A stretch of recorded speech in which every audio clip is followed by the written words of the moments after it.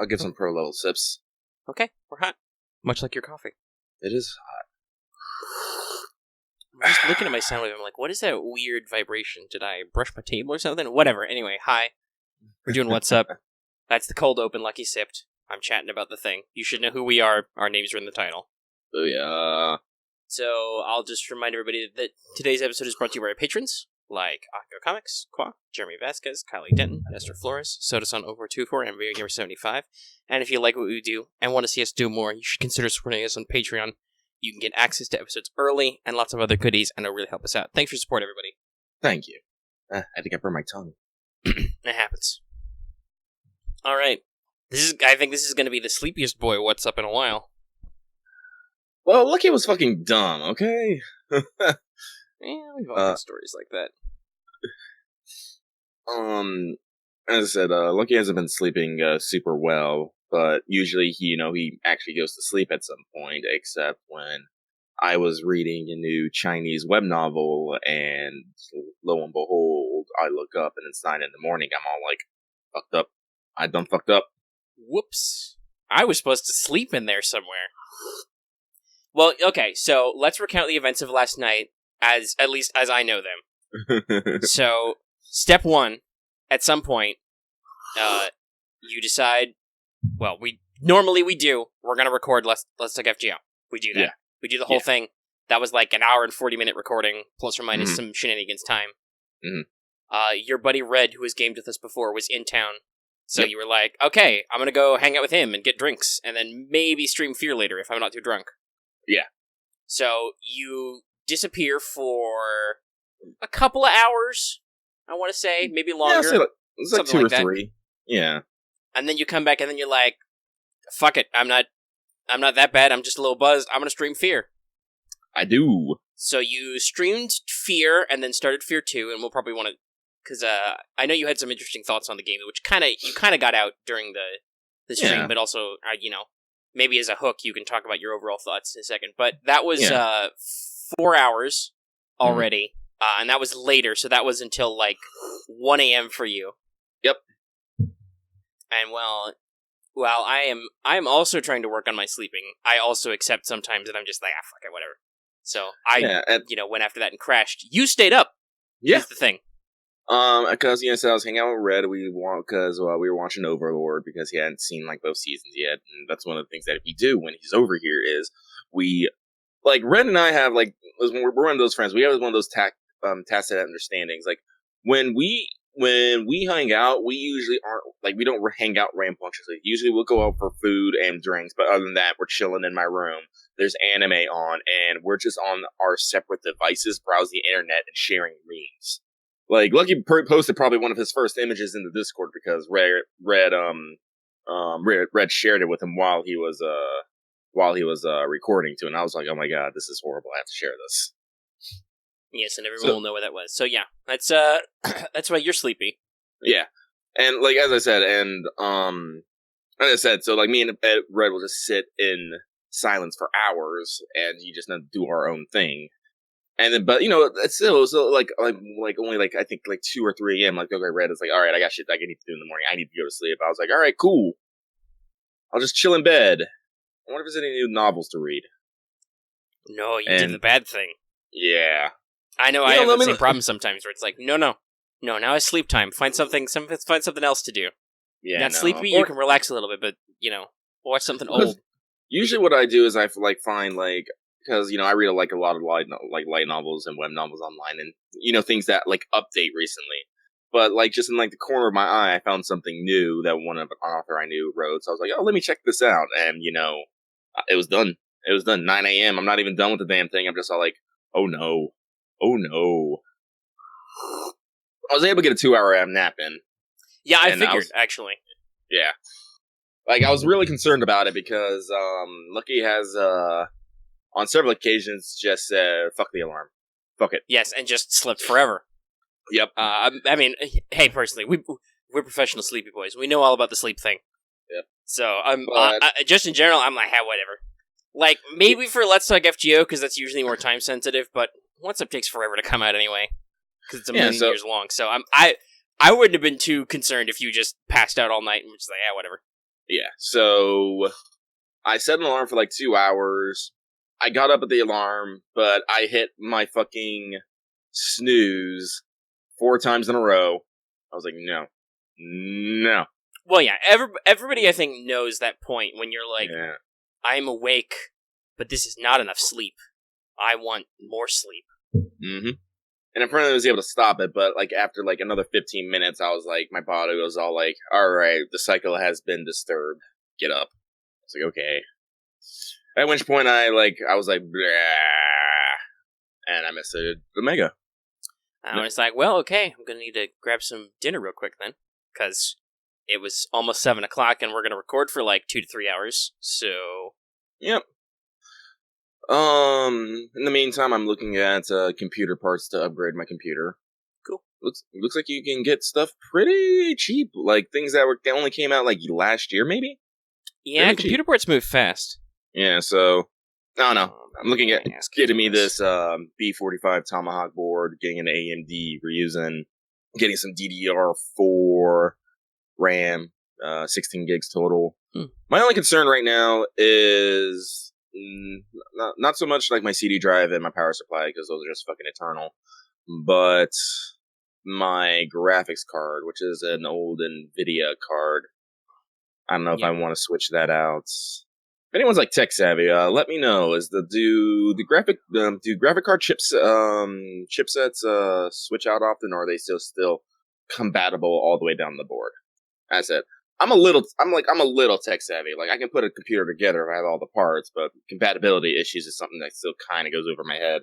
It's one of the reasons why things are taking so long. So I'm like, am I going to be trying to stuff a circle into a square hole here? I don't know. And I don't have the money just to be like, whatever.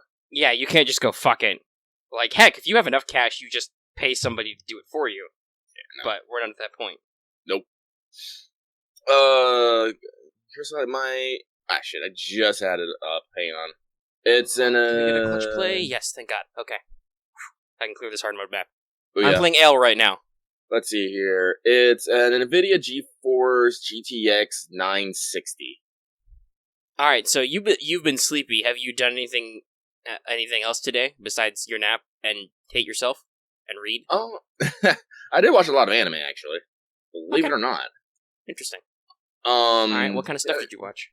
So, Actually, I should, before we go into talking about anime, I should preface this. All through the most of the front of last week, I was desperately cramming the Graph Spee event, so I've done basically nothing. Like, we talked about this on Let's Take FGO. I didn't get very far in Shimosa either. So, like, I've, other than slowly working my way through the My Hero dub, because that's in English and I can actually fucking just not have to read that, I haven't done much watching of anime until recently, so... So I've actually been trying a few things. Like, one was actually an anime from last court. It's called Copcraft, which I found an interesting title. Because, you have words like magecraft, witchcraft, all those kind of, like, magical crafts and stuff. But this one was called Copcraft, so the the ability to, be a cop and whatnot. And it's one of those detective... It's like a really cliched... Well, in the beginning anyway, I haven't finished it. Police detective story. Like, you literally open up, it's two guys, they're waiting for some guys to show up. They show up, the deal goes down, the two guys are revived, oh shit, they're fucking cops. Deal goes bad, guy's partner dies, and cop A is like, no, I must avenge my partner. But Chief's like, no, But Chief's like, no, you can't avenge your partner. Here's your new partner. And new partner is like in the setting, there is a gateway to another world where, there are fairies. Because of course there is. Yeah.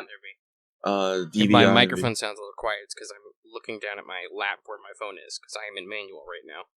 Oh yeah, I'm not worried about cable connectors. Basically, I run my monitors and connections. Either I have a I don't know what the fuck it's called, but if I use the graphic card I have now, it'll be fine. Or I'll use HDMI, so I'm not too worried about that DVI and VGA. But so basically he gets like this 18-year-old like lowly girl who's like a knight, and they have to go fix. He does. And of course, like they immediately hate each other, but like soon it becomes the affectionate kind of hating. And so I was like, it's like I'm interested in but I don't think it's developed to the point that like I would actually recommend it to you, Omega. Because like fun fact, people, like there's usually a 3-axis point that I recommend things to Omega. 1, is it sci-fi? 2, what was it? 1, is it sci-fi? 2, is it a detective or a drama? If it is a detective or a drama, you may substitute fantasy instead of sci-fi. And what was the third point I always use? I can't remember. I'm too sleepy. But there was a third point to that. And if an anime like meets one of these 3 points, it's like, all right, this is something like, oh, military. That's what it was. What is it? Is it military?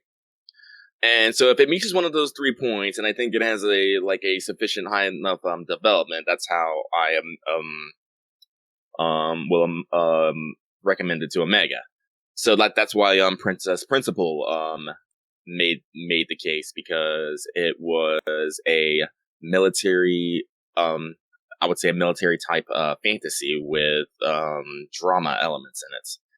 Not because I consider like spy and espionage under military, because information warfare and all that crazy stuff. And like right now, like so Copcraft, while entertaining and kind of funny, I said they skimp a little bit on the animation budget. They go through their beats a little too fast, but if you're not like looking for like a hard and gritty time, that's fine. It's like and to then pivot on that, this is one of the reasons why I did recommend No Gun Life to Omega, which is now on episode 2, because here we have the gritty and hard detective tropes with like really good animation, and looks like going to be a real interesting story. As I said, I'm all like, all right, this has a good standard. Omega might find this interesting. Boom, pass the, kick that up. Yeah, it's in my queue on Funimation. Mm-hmm. Now, here's the next one that like I'm wondering if I want to kick up to Omega, because it's only got 2 episodes, and it's a weird one. So first off, it's only detective drama, but it has comedic elements in it, and these are the ones I'm usually the most leery of, because when you try to combine, I want to say, detective stories and comedies, you either get something really good or something really abysmal. Like I don't know about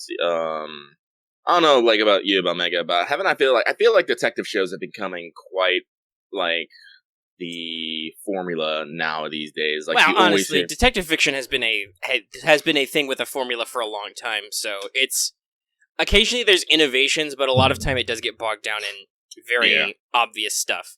So the anime, I can't remember the exact title, is what they have on animation and Funimation. It's like Case Degree in 277. I don't know. Listen, I have actually a lot of complaints about Funimation right about now, but I'll get into those later. But the anime is called, from what I know, Sherlock and Kabukicho. For those not in the know, Kabukicho is basically Japan's famous, red light district. It's where all like the seedy things like go and happen. Kind of not quite lawless, but that's usually when it's portrayed in fiction. That's the kind of sense you get. And the story follows one James Watson as he's looking for the detective Sherlock Holmes to help him with a case. And he's led to a place called, the Pipe Cat, where he meets, who is literally my favorite character, a transgendered man, super buff with a beard, calling herself Miss Hudson, who is voiced by Junichi Sawabe. Motherfucking Emiya, who is a character who sings and dances, and I'm just like, this is goddamn fucking amazing. I love this just for this. But she basically runs something that is called the Detective Row House, in which people will bring cases to them offer a certain amount of money, and depending on that level of money, a certain amount of detectives will all race to solve that, or whatever the case would be. So basically, it's a detective competition, and Sherlock Holmes is one of them. Sherlock Holmes is interesting, is he's the really eccentric one. When Watson first goes into Sherlock's room, it's a mess. Sherlock talks to himself. People call him a pervert. He's weird. But when you get to the first crime scene, you notice that, Sherlock is the one, like, taking in things. He's looking at things, seeing all these weird angles. And you actually get, like, I can't really say this is completely a fair cop series, but they do, like, when Sherlock explains it all at the end, you do see how it all came together. Like, it'll highlight on, like, the bloodstains and how they were drawn, the cigars, the stains on the apron, the pawn shop. You'll see all those things. And so it's, all of these details theoretically existed in the scene already, right? And the anime will point them out. You just might not be able to see the connection that Sherlock did. Like I said, because I do want to recommend this, because as I said, it is funny. The detective stuff is kind of on point. It's just a little weird. Like, because, like, fun fact, you know how, in most detective stories, you have now you see why I've gathered you all here today. Let me solve this crime. You have they usually have a different name for that, but you have the big reveal, basically. Yeah, the big reveal. Fucking Sherlock Holmes does it in, Rakugo. So, Rakugo is a type of Japanese theater where basically one person sits on a cushion and acts out an entire play by himself, doing all the voices and emotions, like, by himself. So he's basically this one guy talking to himself. And it's pretty interesting. Like, I haven't gotten to see, like, much Rakugo, but the way that Sherlock does it, it's pretty entertaining. It's literally, he's having a conversation with himself about two people, like, talking about the case, and one of them solving it. So I'm like...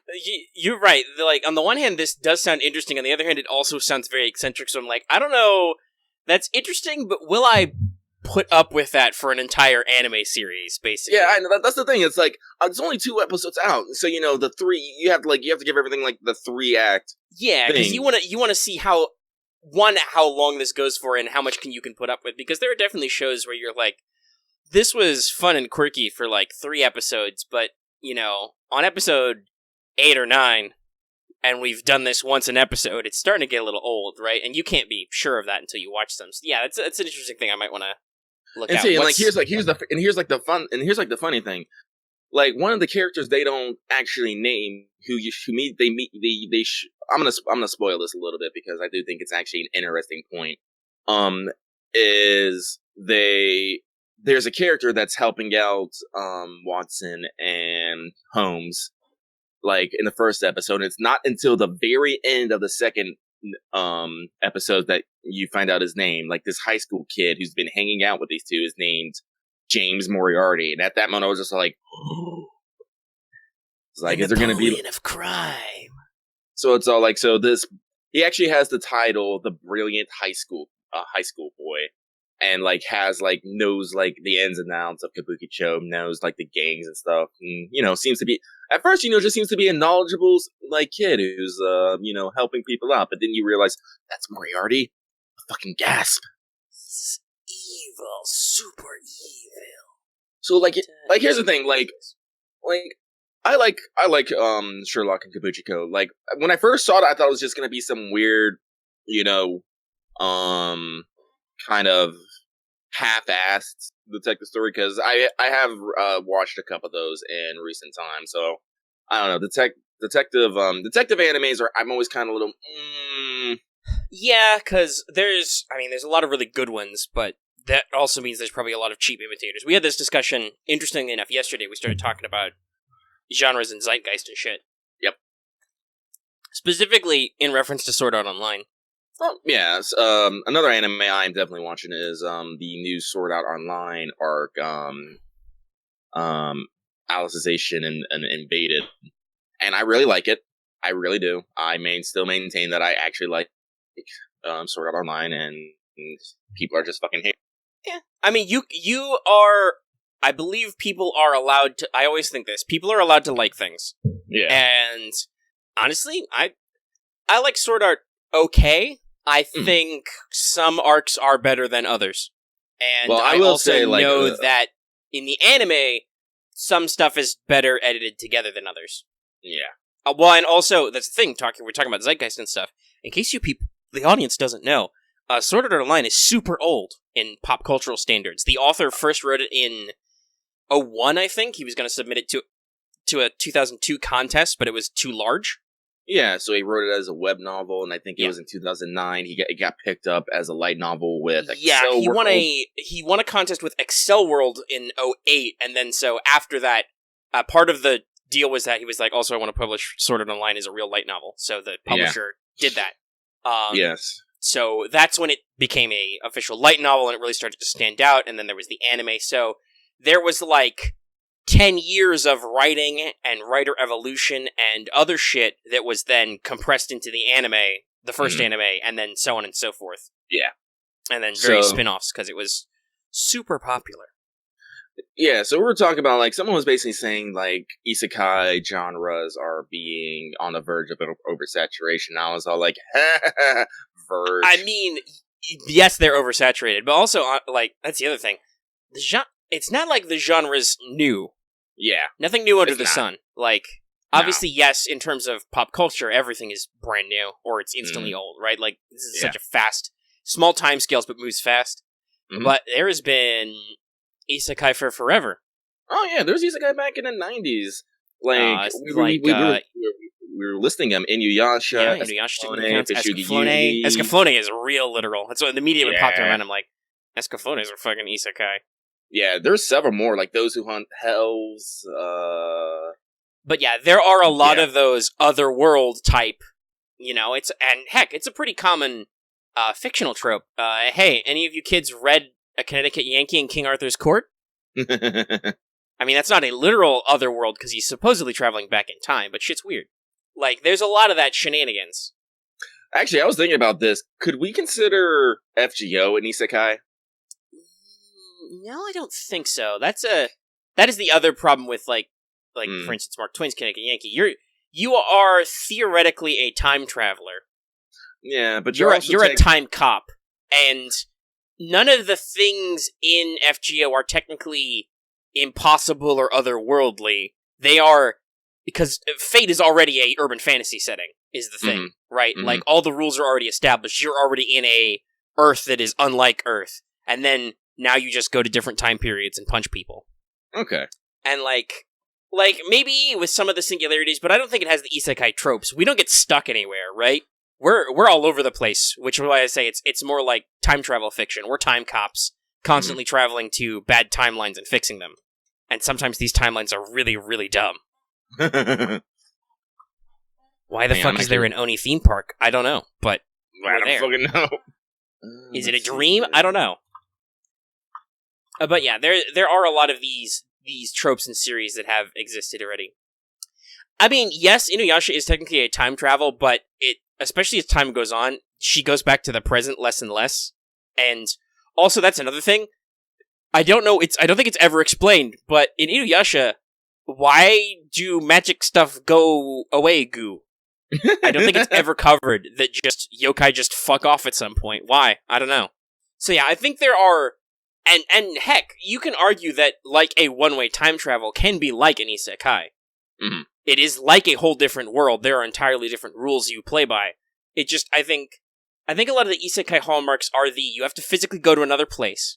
Mm-hmm. Or, and basically you have to either be stuck there or the new world has to have real stakes. Yeah. Because, we're talking about isekai. We're treating SAO as part of the isekai revolution, which it is. But it was a video game. That's a sci-fi story that gets retro fantasy because of video game tropes, right? Which is really complex now that I say it. But it follows what we think of as the classic isekai tropes. The protagonists get stuck there, the stakes are real, the stakes are arguably more real in the game than in real life, because... Die in the game, you die for real. Sorry. Yeah. But, holy shit names. Kazuto? Is that the right way? Is that his name? His endgame name is always Kirito. Kirito, that's right. I'm like, fuck. I'm like, names? What? How? It's been a while since I watched that series, and we've talked about this. We're both bad with names. Oh, yeah. If I can read names, I'm okay, but off the top of my head... I'm watching it, so it's on my head. By the way, before I tell you, like, we're talking about saturation. This core literally has 6 isekai titles. Yeah, no, it's bad. Well, I talked about this. It's like romantic comedy harem shit. Yeah. Which is why harem shit became a derogatory term for a genre like, I want to say, 5 to 10 years ago. Oh, yeah. There was a shitload of romantic comedy, slice of life, harem saturation, where it was just boring self-insert protagonist and, like, 4 to 6 various waifus. Mm-hmm. And that genre still exists, but because it reached such market saturation, it trended down, where nobody was getting any slice of the market anymore. Yep. So, that's what isekai is doing right now. It's really highly saturated, and as those shows get less and less imaginative and more generic and more boring, and especially if good quality stuff either keeps coming out or has already existed and keeps going, they're going to trend down, we're going to desaturate, and then in 10 to 20 years, there'll be a revival that'll be retro. So retro. But yeah, so I was saying that, like, Kirito in real life is just some high school dork. He's just a kid who plays video games. Mm-hmm. And, I don't know, he's in the future, so I guess that's just socially acceptable. Like, maybe he's a little bit of a tryhard because he was a beta tester, but otherwise, like, he's a normal-ass dude. The normalest ass. Yeah. Which is why people take potshots at Sword Art, is because this kid was supposed to be a normal-ass dude. Why is he the bestest? It's like, I don't know, he just was. That's one of those things that doesn't bother me. I'm just like, he's the protagonist. If he wasn't... So that's always a weird thing, thinking about protagonist. Yeah. If you have a central viewpoint character, if there's not something unique about them, why do you have a central viewpoint character, right? Yeah. Like, that's something I'm really good at, is looking at a story from, like, story conceits and just being like, I accept this, otherwise there would be no story. Like that's never tripped me up. It's more when the story deliberately negates itself, confuses itself, or does other, like, dumb wobbles where I'm just like, why did you do that? You could have... I don't actually remember if they actually explained that in the anime, why Kirito was, quote-unquote, the protagonist. I believe in the villain monologue, he's like, oh, you got the dual-wield skill because you had the best reaction time on the server, and it's just like... Yeah. And then people are like, but why though? But I'm like, just because he happened to be the best. That's why he's the protagonist. Oh my god, guys. It's not fucking rocket science. Why would you follow this guy if he wasn't important? We could have followed any of the other shitload of dudes. There were so many people playing this game. Yeah. Like, I don't know. Honestly, I think, talked about it. Some people are just haters. They're just like, that's the problem. That's the risk, I should say, with relatively bland self-insert protagonists. If you make them too cool, you basically trip people's envy triggers, and they get jealous of this guy, and they're like, why the fuck is this guy special, right? So you have to be careful. You need to mediate your specialness to normalness ratio. If a guy is too normal and becomes too special, people are like, what the fuck's wrong with this guy? Why is he so special, right? Yeah. But if he's too normal, then you have the problem I mentioned where I'm like, why is this guy the protagonist? Why does he matter? He doesn't. Mm-hmm.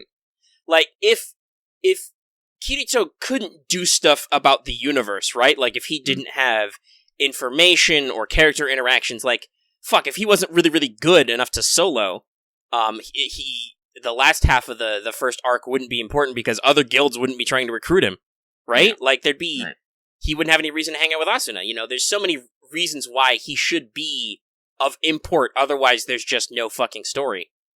And arguably some people who are more like myself, because I much more enjoyed the world-building aspects of a lot of those story arcs than some of the more character drama-focused stuff, because, well, I don't know, some of the character, at least in the anime, some of the character drama stuff is pretty cheap. I don't know, how did you feel about the second major game arc, the fucking Alpha? Fairy one? Well, see, here's the thing, like, this is what I always tell about it. The anime completely did it injustice because they literally cut out, like, 2/3 of the fucking content from the light novel. That's fair. They completely, like, blitzed over, like, all the quests that they did together. Do you remember the arc where they found, Caliburn on a pedestal? That was actually something that, Kirito and, his, quote-unquote sister found while they were traveling. Yeah, they relocated some of that stuff. Yeah, so that they could have a full season of the anime second. Yeah, so that's like GGO was only 50%. Yeah. Which so I gotta say, hey, guess what? The moment GGO ended and we did like Caliburn and dungeon raiding arcs, I was like, this is too tryhard. Like, we're trying too hard to make video game stakes, real stakes, and it's just not the same. It's just not the same anymore when Kirito's life isn't threatened. Well, let me tell you right now, in this new arc, Kirito's life is threatened, and it's actually a really crazy arc. Yeah, because the fucking light novels and the web novels have been done forever. I think I remember skimming the outline of everything to date. Yeah. So I don't know. Like I said, watching the anime of SAO has been so up and down for me. So I don't know. I don't know if I feel like getting into it, especially now that they're on. Are they on like 2 seasons of this or 2 cours? This is the 2nd season of Alicization. Yeah. Okay. I don't know if I got time for that right now. I'll put a pin in it maybe. But yeah. So 2nd season of GGO when. Yeah, when that was a really good spin-off and adaptation. Oh yeah. Like the stakes were real in a certain way. I believed all those characters. The character growth was cool, and also guns. There was a lot of dumb gun stuff. But then also, what's her face? Whose name I can't remember because I'm terrible with names. Was also Darth Vader at one point. It was like the end of fucking Rogue One. Wasn't it like Pico or something like that? Yeah, it was something like that. Yeah. I was like, oh. She was super hot and Amazonian in game, but then out of game, it turns out that she's a tiny idol singer. Well, it's the opposite of Len. I know it's the deep irony because yeah, out of game Len is actually huge. I think she's got to be like close to 6 foot. I think is how they treat her. Mm-hmm. And in game Munchkin, double time. But yeah, so yeah, I don't know if there's more of them to adapt, they should do it because that was a spin-off done by a person different than the core SAO author who had a better grasp of FPS genre stuff. Because while I did like it compared to the previous anime arc, the setup for GGO was kind of weird if you think about it from a shooter perspective. Oh yeah, because it was all I don't know. Maybe now it makes more sense because Battle Royale is a genre, right? Yeah. But at the time, it was not on point. Because it was like, why is everybody playing solos? And, also, why the sword so broke? Why is sword so broke? Well, the answer is because if Kirito makes the sword broke, but also if there wasn't a sword, he would completely and utterly fail at this game. Because he know how to shoot good. Yeah. Which Here come those is believable because he was a Japanese teenager. Right, like that's a plot point in the GGO spinoff is that some of these people are real military professionals using it as practice. Yep. Hence why they're actually really good. But yeah. So by the way, if you're curious about those 6 titles, I don't have like their words for words, but even in another world, these high schoolers are OP. That's 1. The hero is overpowered but overcautious. That's 2. Ascendants of a Berkworm. That's 3. SAO, War of the Underworld, that's 4. Didn't I say to make my abilities average in my next life? That's 5. And Kimono Michi Animal Road, that's 6. Okay, 4 of those sound awful immediately. Dear Japan, whoever is writing these, whether you're a lone gunman sitting alone in your room writing a web novel, or you're a big-name anime studio trying to make some magic happen, please try harder. So Ascendants of Bookworm, actually, I'm gonna give the pass because I've actually read a bit of the light novel and it's real good because it's basically this bibliophile, is that the book lover, right word. who dies and gets transferred to books where there are no books, and it causes her great mental stress, and so she's running around trying different ways to make books. Now that premise saves itself. Yeah. As I said, so she's going around and like she has some like weird magic disease, and she's not like always the smartest and she's not always the smartest No, but that sounds like that's not the point. The point is that the point is actually playing with the isekai concept. She's put in another world where things are different, and that sucks. Yeah. Which was, to be honest, was I think the reason why SAO was cool was everybody got put in this game where if you die in the game, you die in real life, and it fucking sucked. Yep. It sucked hard. So many people died. Yep.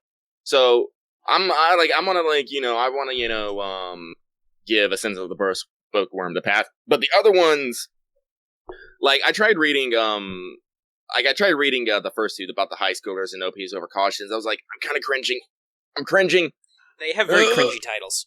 Now that I like to use cringe as a generic descriptor a lot, but no, those actually do make me cringe. You heard me go, ugh. It's like, oh no, and, that's way too cliche.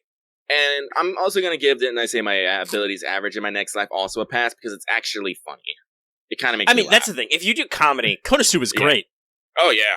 Because Konosuba is self-aware and plays the tropes for comedy. It knows what it's doing. It's making fun. Well, it was making fun of the specific one, the cell phone one. But in doing so, it makes fun of the general genre. The oeuvre.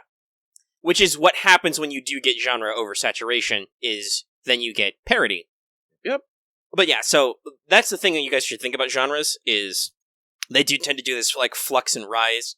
And a important point I want to raise is zeitgeist, which is the concept of, it's kind of like collective unconsciousness, but it's like collective pop cultural unconsciousness. It's like, what are the themes, tropes, the points that stick in everybody's minds right now? Oh, I didn't know fucking Konosuba's author was a woman. I think I heard that somewhere, but I didn't think about it too intensely. Yeah, well, no, here's the thing. Kimono Michi Animal Road was also written by the author of Konosuba. That means it's probably okay. Yeah, I like it. It makes me laugh. Okay. The premise Maybe I'll is check it out, because if it's I love Konosuba. I know that author has humor that I like. Oh yeah, no, it's funny. Basically the premise is a masked wrestler gets isekai.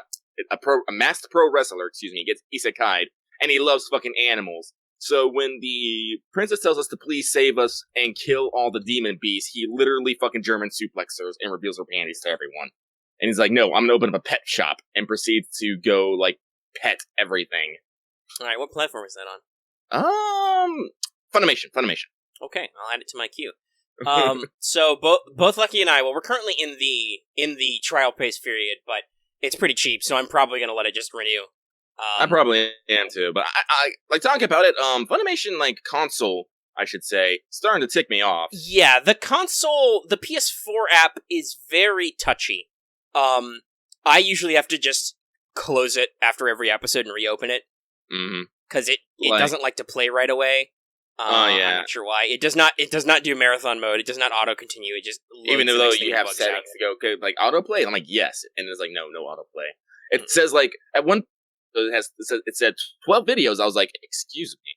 Some animes it says it has, but it has just like nothing in their video section. I'm just like, yeah. Are you lying to me? Dear Funimation, if you're listening, I know you are. But if you guys have such a close relationship with Sony now, hopefully you guys can pick up the phone and fucking call Sony Computer Entertainment and like get somebody better on that. Because yes, you could use some touch up. Because that's one of the beautiful things about watching shit in English is I can throw it up on my fucking TV and, like, actually sit in bed and do stuff. Like, as opposed to, normally I watch subs on my computer so I can sit there, focus my plate and stuff. Like, I'm pretty sure the fucking web player is, and yes, I've been using the web player, and it's alright. It's a little kitschy. Like, sometimes it gets a little flexy with, like, I've had problems getting the autoplay to play correctly or, like, skipping in a playlist, but the actual player plays fine, does all the stuff, and, it works out pretty well. So let's see, what we got? Best stuff you got going on. Fill your full schedule, I'll find it. But yeah, so I've got some stuff in my queue, like I mentioned this before, there's apparently a new board game anime this core, and I'm just like, I just have to watch it just for the sake of it, to try it, which I haven't started, because I haven't started anything. Yeah, I've seen it too. Add to queue. After School Dice Club is the game.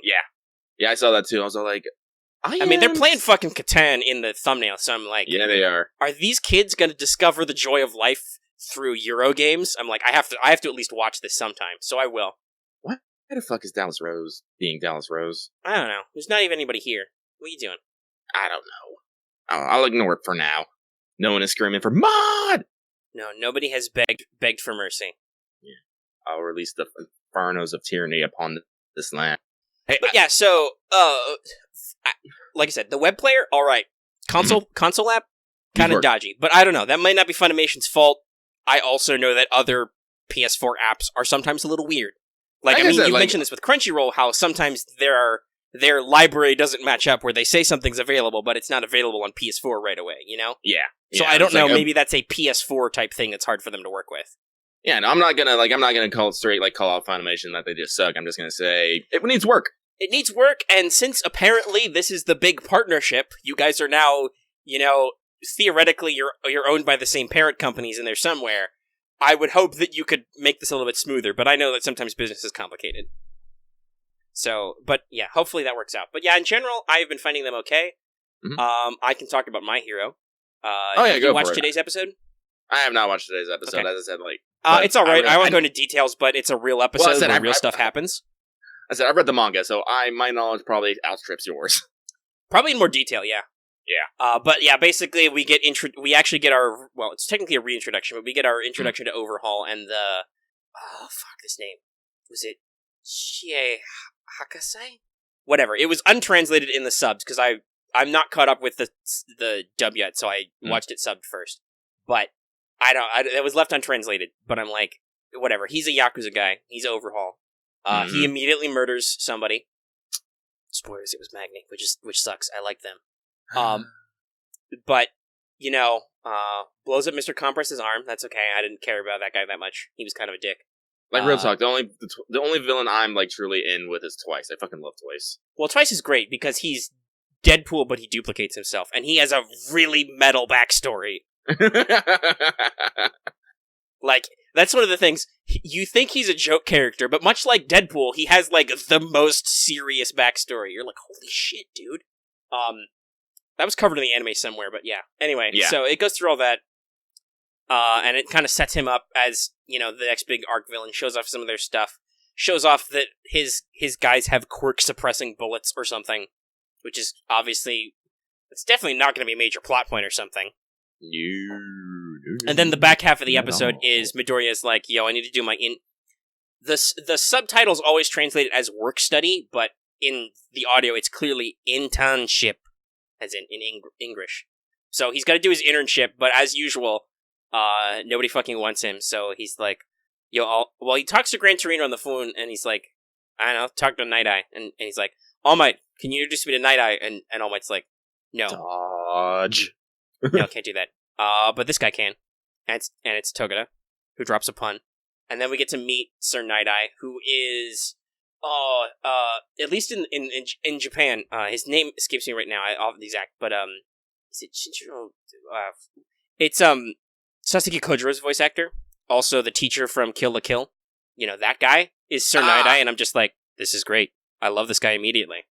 Also, Bubble Girl was adorable. Yes, she is. She's in the show for 5 minutes and is strapped to a tickle machine. And I'm like, punishment. What? Much like Izuku, I'm like, what's going on here? But that's the episode. Is basically there's two halves. The first half is, yo, here's the villains, and the second half is, yo, here's the heroes. Kind of. Yeah, prepare for Deku All Might face. Oh, it already happened, dude. It was great. I can't wait to hear that in the dub. Because that's the thing. So, I've been slowly working my way. I'm in the middle of the sports festival right now. Just watched Todoroki Origin. Oh, good shit. Yeah, so the dub is pretty good. The core cast really anchors it down. All Might, Chris Sabat, Deku, Justin Briner. I can't remember Todoroki's or Bakugo's voice actors in English right off the top of my head. But the core cast, perfect. Nailing it. Killing it. It's incredible. They really bring it on a level that's I think is oftentimes rare in some, at least for somebody who's if you're I'm over 25, been watching anime for a decent chunk of my life. Dub quality could fluctuate a little. Funimation usually has pretty good dubs, but also sometimes I feel like in the past they've been restricted by needing to be on TV and stuff. Now with direct distribution through Simuldub, they don't have to be.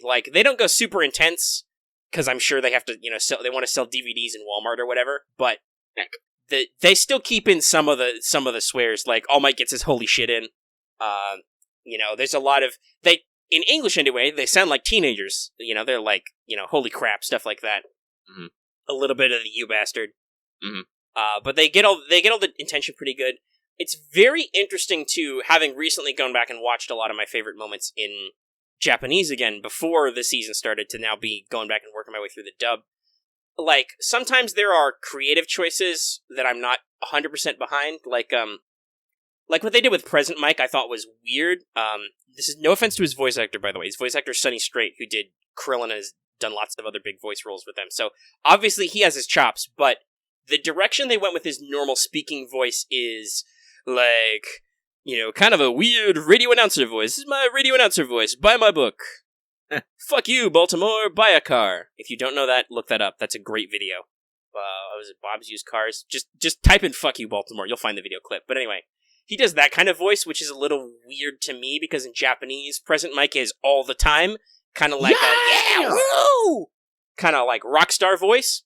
Now, when he does his actual powers and gets really loud, he still has that effect when he's like, yeah! But his normal speaking is just different to me, and I'm like, this is a little weird. This is a little weird to me. And sometimes they've, obviously for like scripting and flow, they've rewritten lines so they don't match up one-to-one. And sometimes I'm like, I don't know, I feel like the way that was done in Japanese had more impact. Like, we just talked about Todoroki Origin. In Japanese, it was something like, Kimi chikara janai ka, it's your power, isn't it? Which the way the syllables worked out in English is Deku says, like, it's your quirk, not his. And I'm like, the repetition kind of kills it for me. That's not as much power. On the other hand, I don't know if it's just because the subs were probably like Crunchyroll subs and were done in like 45 minutes or whatever. Boom. Other parts of the dialogue in that episode have always confused me in sub form, and at least edited in English, they flow a lot better. Like, the way they handled All Might's dialogue in Shoto's flashback is way more cleaner in English than it ever was to me in subs in Japanese. So it's like, it's win some, you lose some. Like, some dialogues are edited so they flow better, or they're translated and then they're not literal translations, so they actually, like, have to construct it in a way that sounds like a normal human speaking in English. Because I'm sure in Japanese, obviously, the lines sound perfectly natural, but the grammar's different, so sometimes you get weird stuff. So it's, like I said, it's pluses and minuses. But all in all, I think it's pretty good. I'm going to keep working through it. And we'll see what they do with other voice actors. And, like, so far I don't think I've heard a bad voice. Like, some of them I've been like, I don't know why you quite went this direction, but, like, they do their own things. Like, that says real nasally. I kind of got a bit of a lisp, and I'm like, this is perfect, because I hate that fucking loser. I hate that grape kid. And I assume, because I don't think they started doing simuldub until season 2, I'm pretty sure that everybody at Funny knew that in America anyway, we all hate that kid. In Japan, I think he's moderately tolerated, but unfortunately the author likes him, so we're not getting rid of him. I think he has a couple, if I remember correctly, like, redeeming moments. He has a couple, he has moments where he starts to, and honestly, timing is important. We get used to these because this is a thing I've talked about before. Like, some people are like, ooh, these character designs, they're way too sexual. And I'm like, I mean, yes, maybe, but also they're not drawn to look like realistic high school students. They're drawn like comic book characters. Which, I wonder if I can find read comic books, kids, lately? Like, that's just how everybody looks. Like, All Might's, when he's being muscly, he's huge. Man, I remember, like, in our Western comics, I remember the big comic book controversy about Starfire having her adult body and liking sex.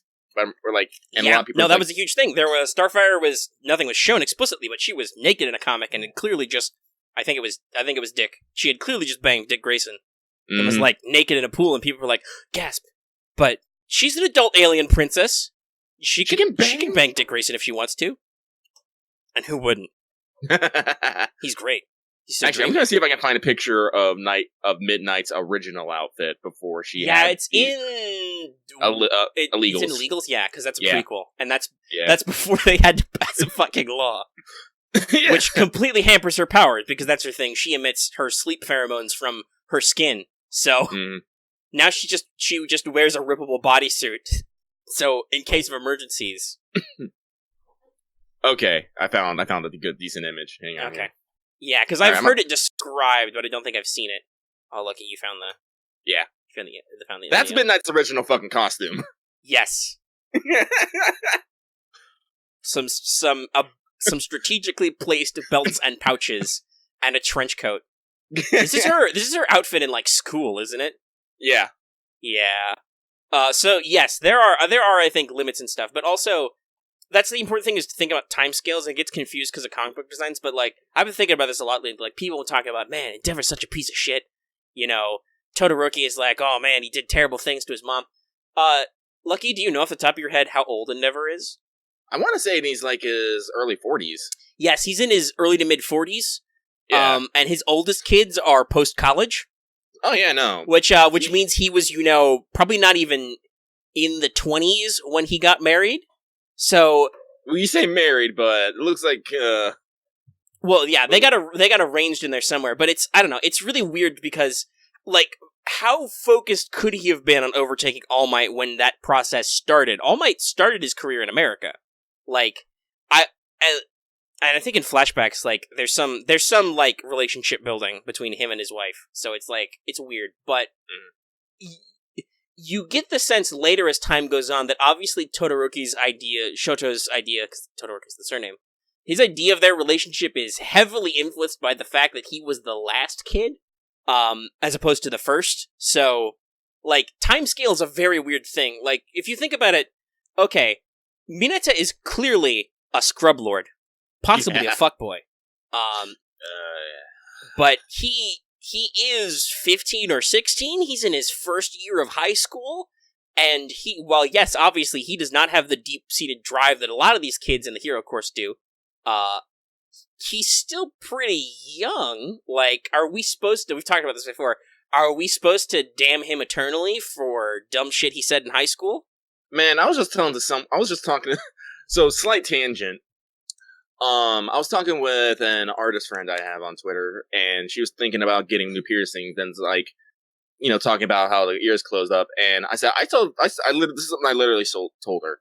I solved that problem by never taking mine out unless I'm clean them. And people go, don't that uncomfortable when you sleep? And my response was, thinking of all the stupid shit I did as a kid before bed is far more uncomfortable. Like, oh my god. Who, like, yeah. I want, like, I don't actually, shit, I can't get a show of hands or a row of comments because they want fucking comments on these, but who here would not go back like 10 years and just slap themselves? No, I would. I had some dumb thoughts and did some dumb shit. Yeah. Like, here's the thing, like, this is the thing, like, I say a lot about, like, I've been trying to catch myself on. I can't judge a kid for being a kid Like, I'm an adult, yeah, I've gone through my bump and screens, I've gotten my wisdoms and stuff right now. Those, like, someone who is, like, like, between 13 or 15, like, they're just probably now really starting to develop their, like, core sense of self and what they like and dislike and all that and, great like, stuff. some of these, in, like, My Hero, for instance, some of these kids, obviously, they established their identities early because of psychological stuff.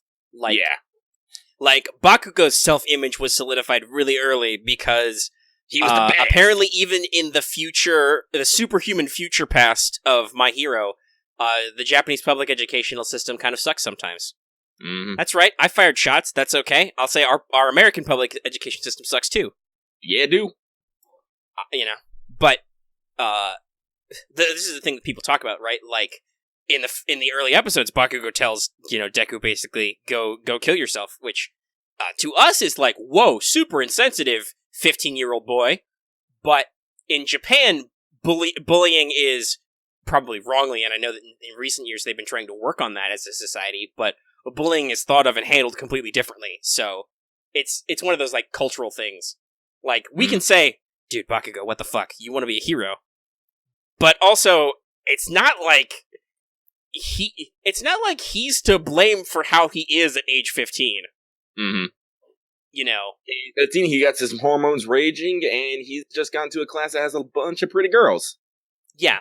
And also, like, Mineta was clearly a loser in middle school, and girls didn't talk to him. That's why he decided he was gonna go pro. He was gonna be in the spotlight, and, like, people will like me and be friends with me if I'm a pro hero. Now, I think slowly, hopefully, he learns over time that that's not 100% correct if I'm still a scumbag, right? Like, I'm not saying we should ever excuse or reward his behavior. Yeah. Because his behavior has been pretty shitty in the past. But I'm not going to say, like, he's doomed for all eternity just because he has bad behaviors. Yeah. And he does a couple of things, and, like, he hits on some points. Like, he passes his final exam for the first year against Midnight of all people. And was able to actually, like, still, like, save his friend. Yeah, he probably got bonus points because he managed to fish his teammate out after he was down. Like, he didn't have to. But even though he was, like, crying tears of blood as fucking Zero was getting a fucking lap pillow. He was super pissed off that because Zero was also not a douchebag. And what did he do? When his little buddy was in danger, he was like, dude, get the fuck out. Like, here's the thing. I want to say, like, all of them are... All the students are good people. Yes, they are. They all have the potential to become a hero. Otherwise, Aizawa would have fucking failed them. That was the point. Yeah. Like, which you have to say, like, Aizawa knows what the fuck he's doing. He's kind of Batman. Okay. if Mineta was such an irredeemable fuck up, he would have kicked that kid out, right? Yeah. But he clearly isn't. He's just got a really shitty personality. That's okay. Bakugo has a really shitty personality too, but some people like him. Like remember, it's still like, and Mineta still gets his comeuppance. Like when he went to go, I can't remember, intern for a mountain lady, and was just turned to her fucking work slave for the entire time. He did a dumb. He thought with it. He was thinking with his other set of balls. By the way, that's a joke the dub does a lot. His sticky balls. I'm like, you know what you're doing. You've hit the right tone for this character. And yes, Mountain Lady, who, if he had a brain in him, he would realize, well, actually, that's the thing. That's another weird thing, is at least according to, like, Japanese guides and stuff, Mineta is actually supposed to be really smart. He's just super lazy. Well, here's the thing, like, and a couple times, like, you'll see, like, Mineta, like, fucking studying and shit. He's probably not a bad student by anything. That's the thing. He occasionally, tries, he plays it low and slow, kids. Which maybe is the wrong thing. And honestly, that's probably his thinking. He's thinking that, studying's for nerds. Like, that's not gonna make girls like me. Yeah, but, he still doesn't want to get fucking kicked out. Yeah, he still has to, he learned his lesson at USJ, that he has to actually try hard. Because, that is a thing that is a fairly constant, is that watching Midoriya inspires the other students to do better. Because, Deku's kind of a scrub lord when he's not actually figuring out how to use his power, which takes him quite a lot of episodes. Quite a lot of episodes before he learns how to not hurt himself. And even then, he has to hurt himself one more time. One more time before he's like, oh, well, whoops, this is irreparable if I do it once more, so gotta stop. Now I actually literally have to stop. Because the doctor is like, yo, if you do that again, you're gonna lose your arms, and then your career's gonna be over. And he's like, well, guess I literally have to stop. But Deku is, especially in the early seasons, Deku's kind of a scrub. Like, he slowly learns some techniques. Like, you see that with his, since I just recently watched this episode, his fight with Shinso. Aizawa specifically notes that while Deku's scores are super low, he did do all that physical conditioning with All Might. He's not unfit, and so in a straight up fight with Shinso or Shonso, Brainwash Boy, he'd win, which he does. So, like, but compared to the flashy people, Deku's pretty underperforming, but he still tries. Literally, that scene in USJ with Mineta is like, even though you're shaking, even though you're scared like me, you're still gonna jump out there and fight all these guys. So he's like, fuck, that means I have to actually work. Yeah. And that's constantly what his character bits are about, is like, fuck, I have to actually work. And you see some of his underlying cleverness. Like, sometimes he's just freaking out, but like, for instance, when he almost catches up to Todoroki in the foot race, when he's almost in first place for a little bit, he's very smart. His balls stick to the ground, but he bounces right off, so he can carefully tiptoe across them. If it weren't for the fact that a robot came up and slapped him, he probably would have caught up.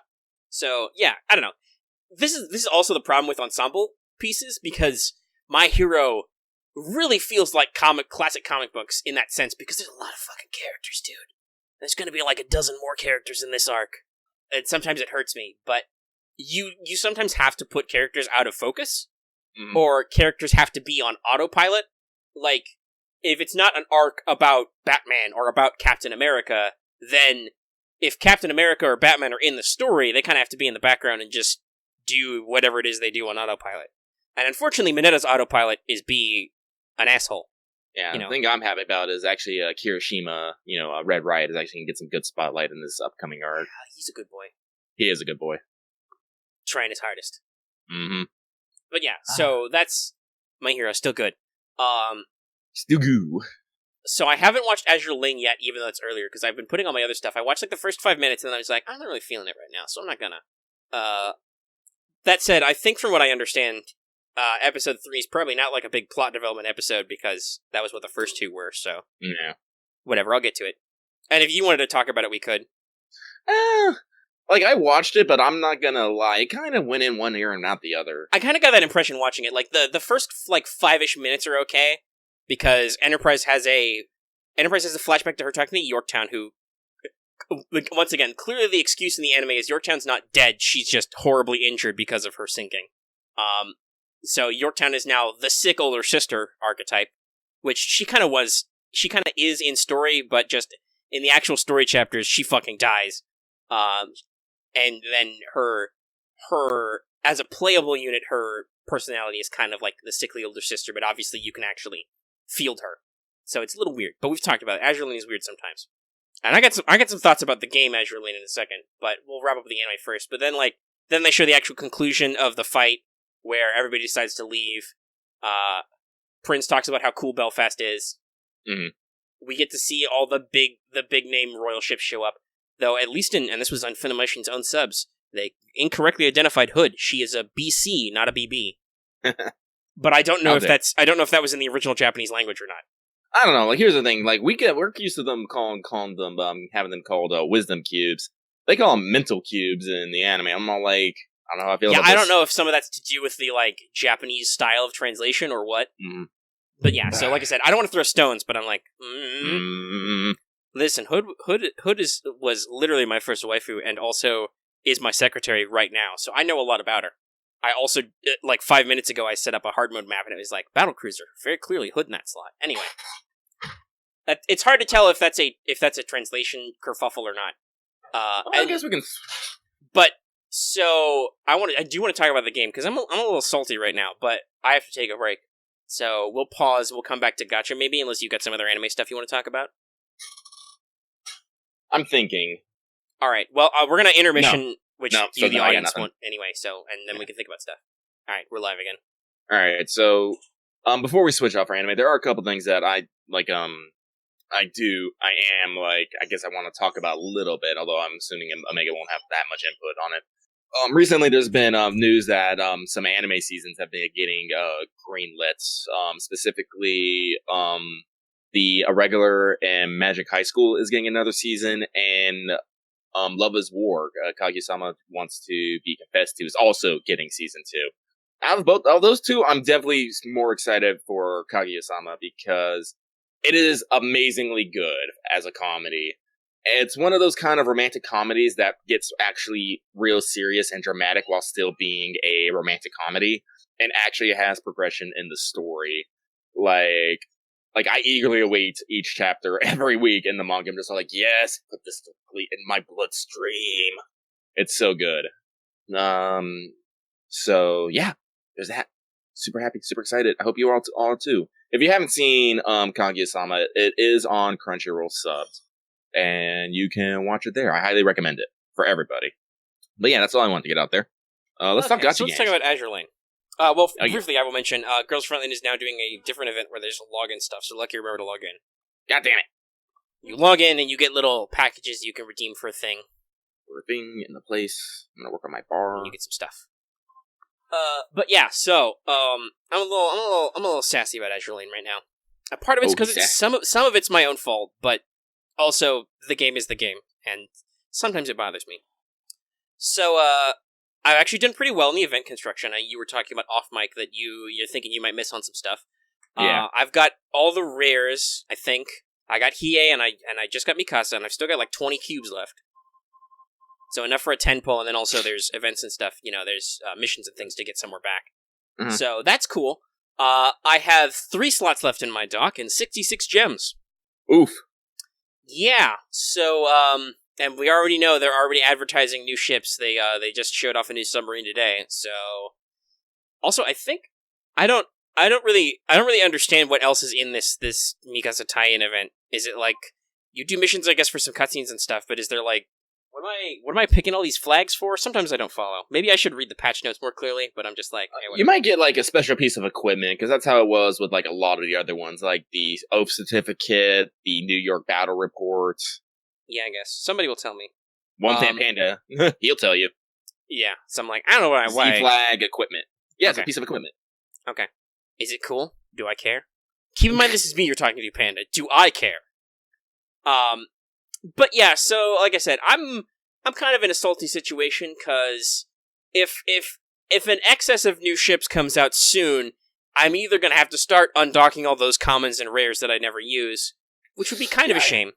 It would be kind of a shame just to throw them in the trash. I'm sorry. Or I have to like give them 99 cents or something. Which irks me, even if it's small and I can afford it. It irks me that I have to give them money. And I have to do this because progressing in story is hard, kids. I tried to, and I might be able to do it manual, but it's kind of a pain in the ass. That means I have to actually focus, you know? Mm-hmm. But I tried to do, I'm in chapter 9 right now. I think I'm in 9-2. Actually, fuck it. I'm in Azur Lane right now. I can check.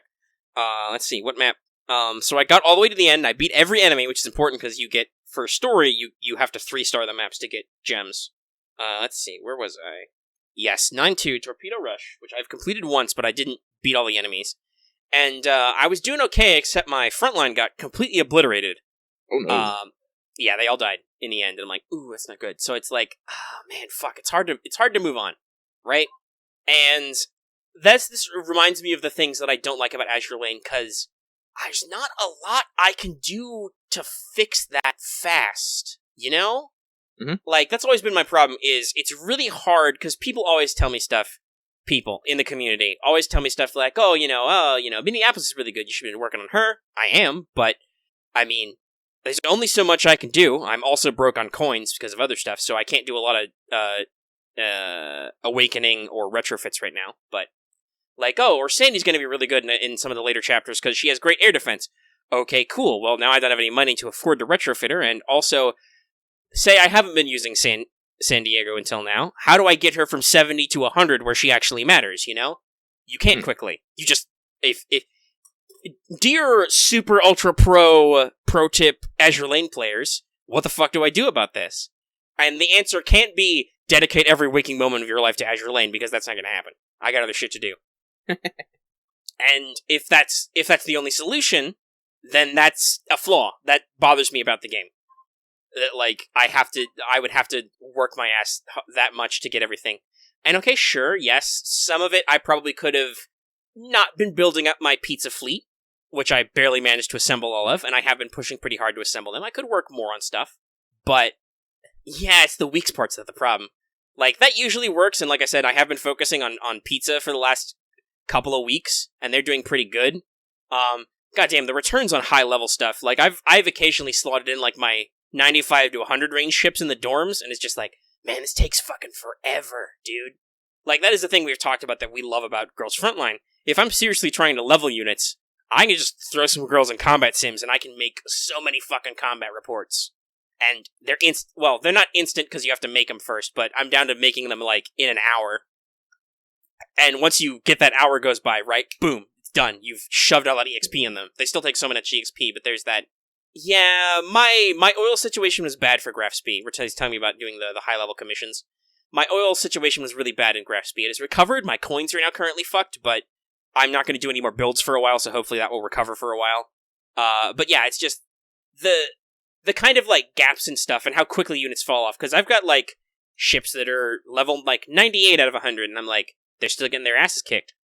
And I don't know, maybe right now I can't improve gear any, because I don't have any money, but maybe if I get my coins back, I can double check some of the ships and be like, oh, you're only at, like, +6 gear, maybe you should be at go the full +10. But yeah, it just, Azur Lane seems like it gets sloggy sometimes, and it really, really bothers me about their gem economy. But also, like I said, it is still partially my fault, which is probably why I'm quite so salty about this. I used to have 566 gems, but then I was like, I'm gonna buy the second floor of the dorms. I've never done that. I got enough gems, that'll be fine. I'm not gonna... You need that storage space, dumbass.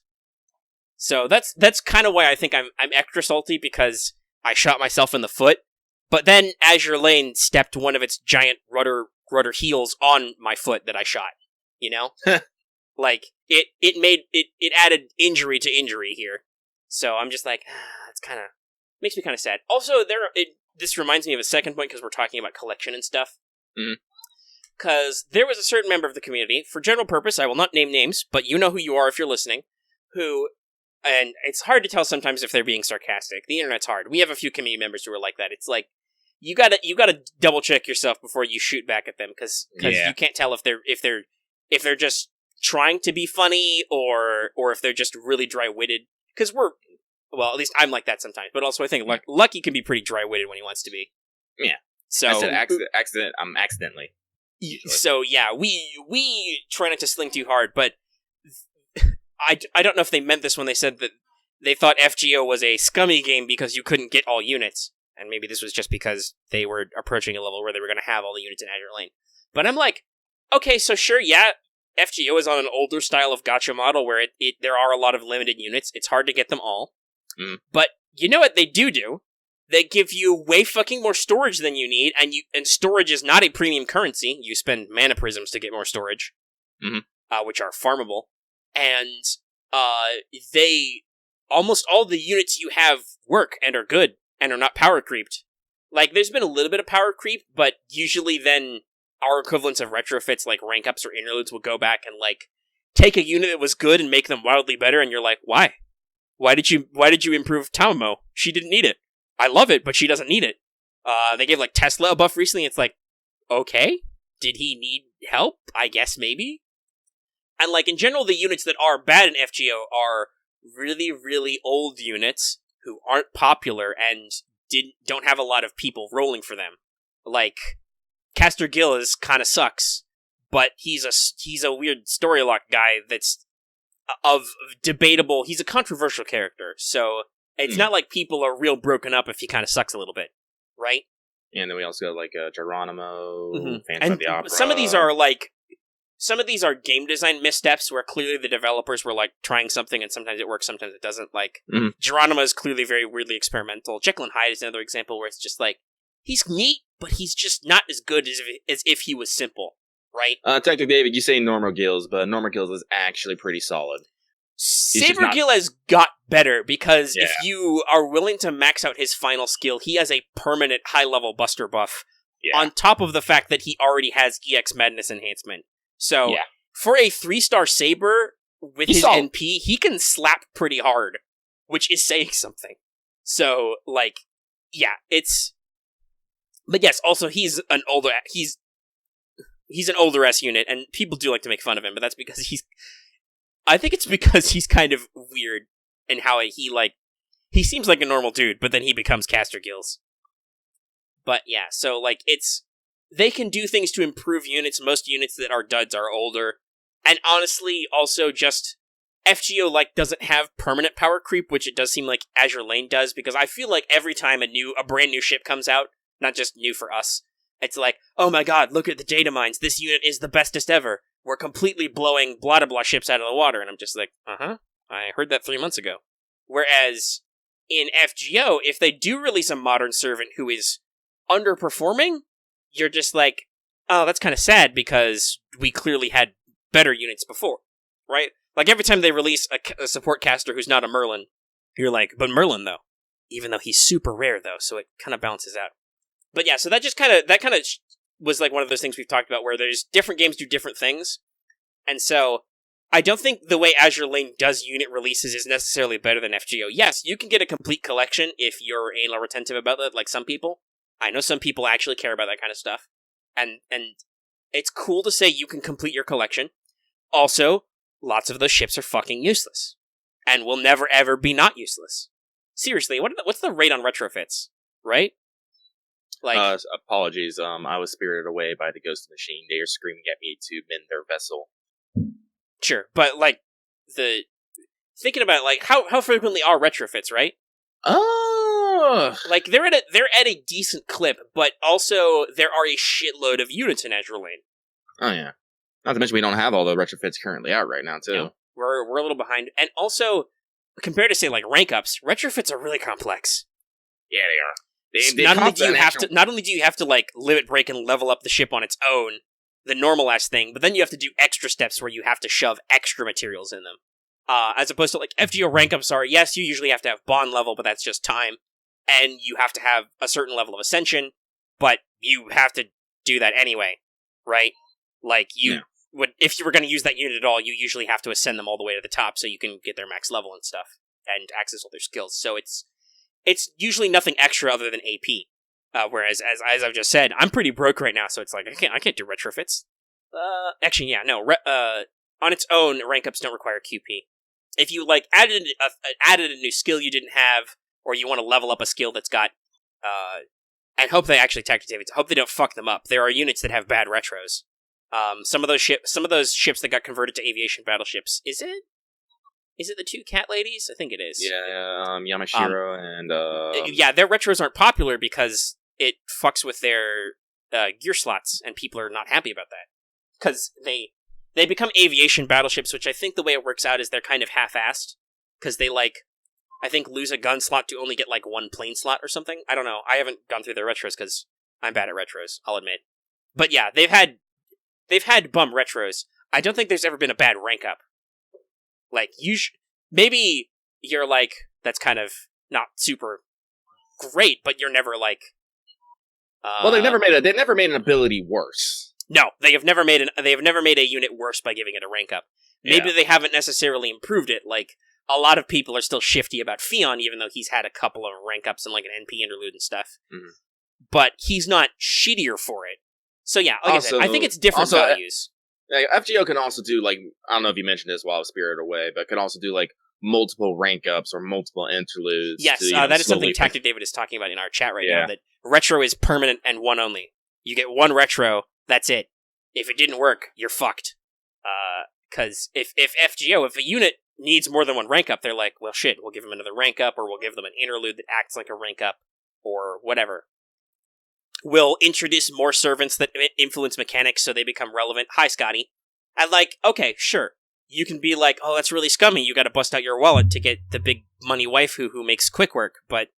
Don't you have to bust out money anyway to get the big meta servant anyway? I'm like looking at you, Merlin. I mean, that's just period. And yes, okay, they're like, ooh, that's scummy. You gotta bust out your wallet to get units. Okay, but then what if you don't have enough fucking cubes and Nagato comes along, or Graf, or whatever, Bismarck. Did I spend money for Nagato? I think I spent money for Nagato. And you're like, oh fuck, you ran out of cubes. What are you gonna do? She's the next big meta pick. And it seems like it happens more frequently with AL. That's the meta is constantly moving and shifting up.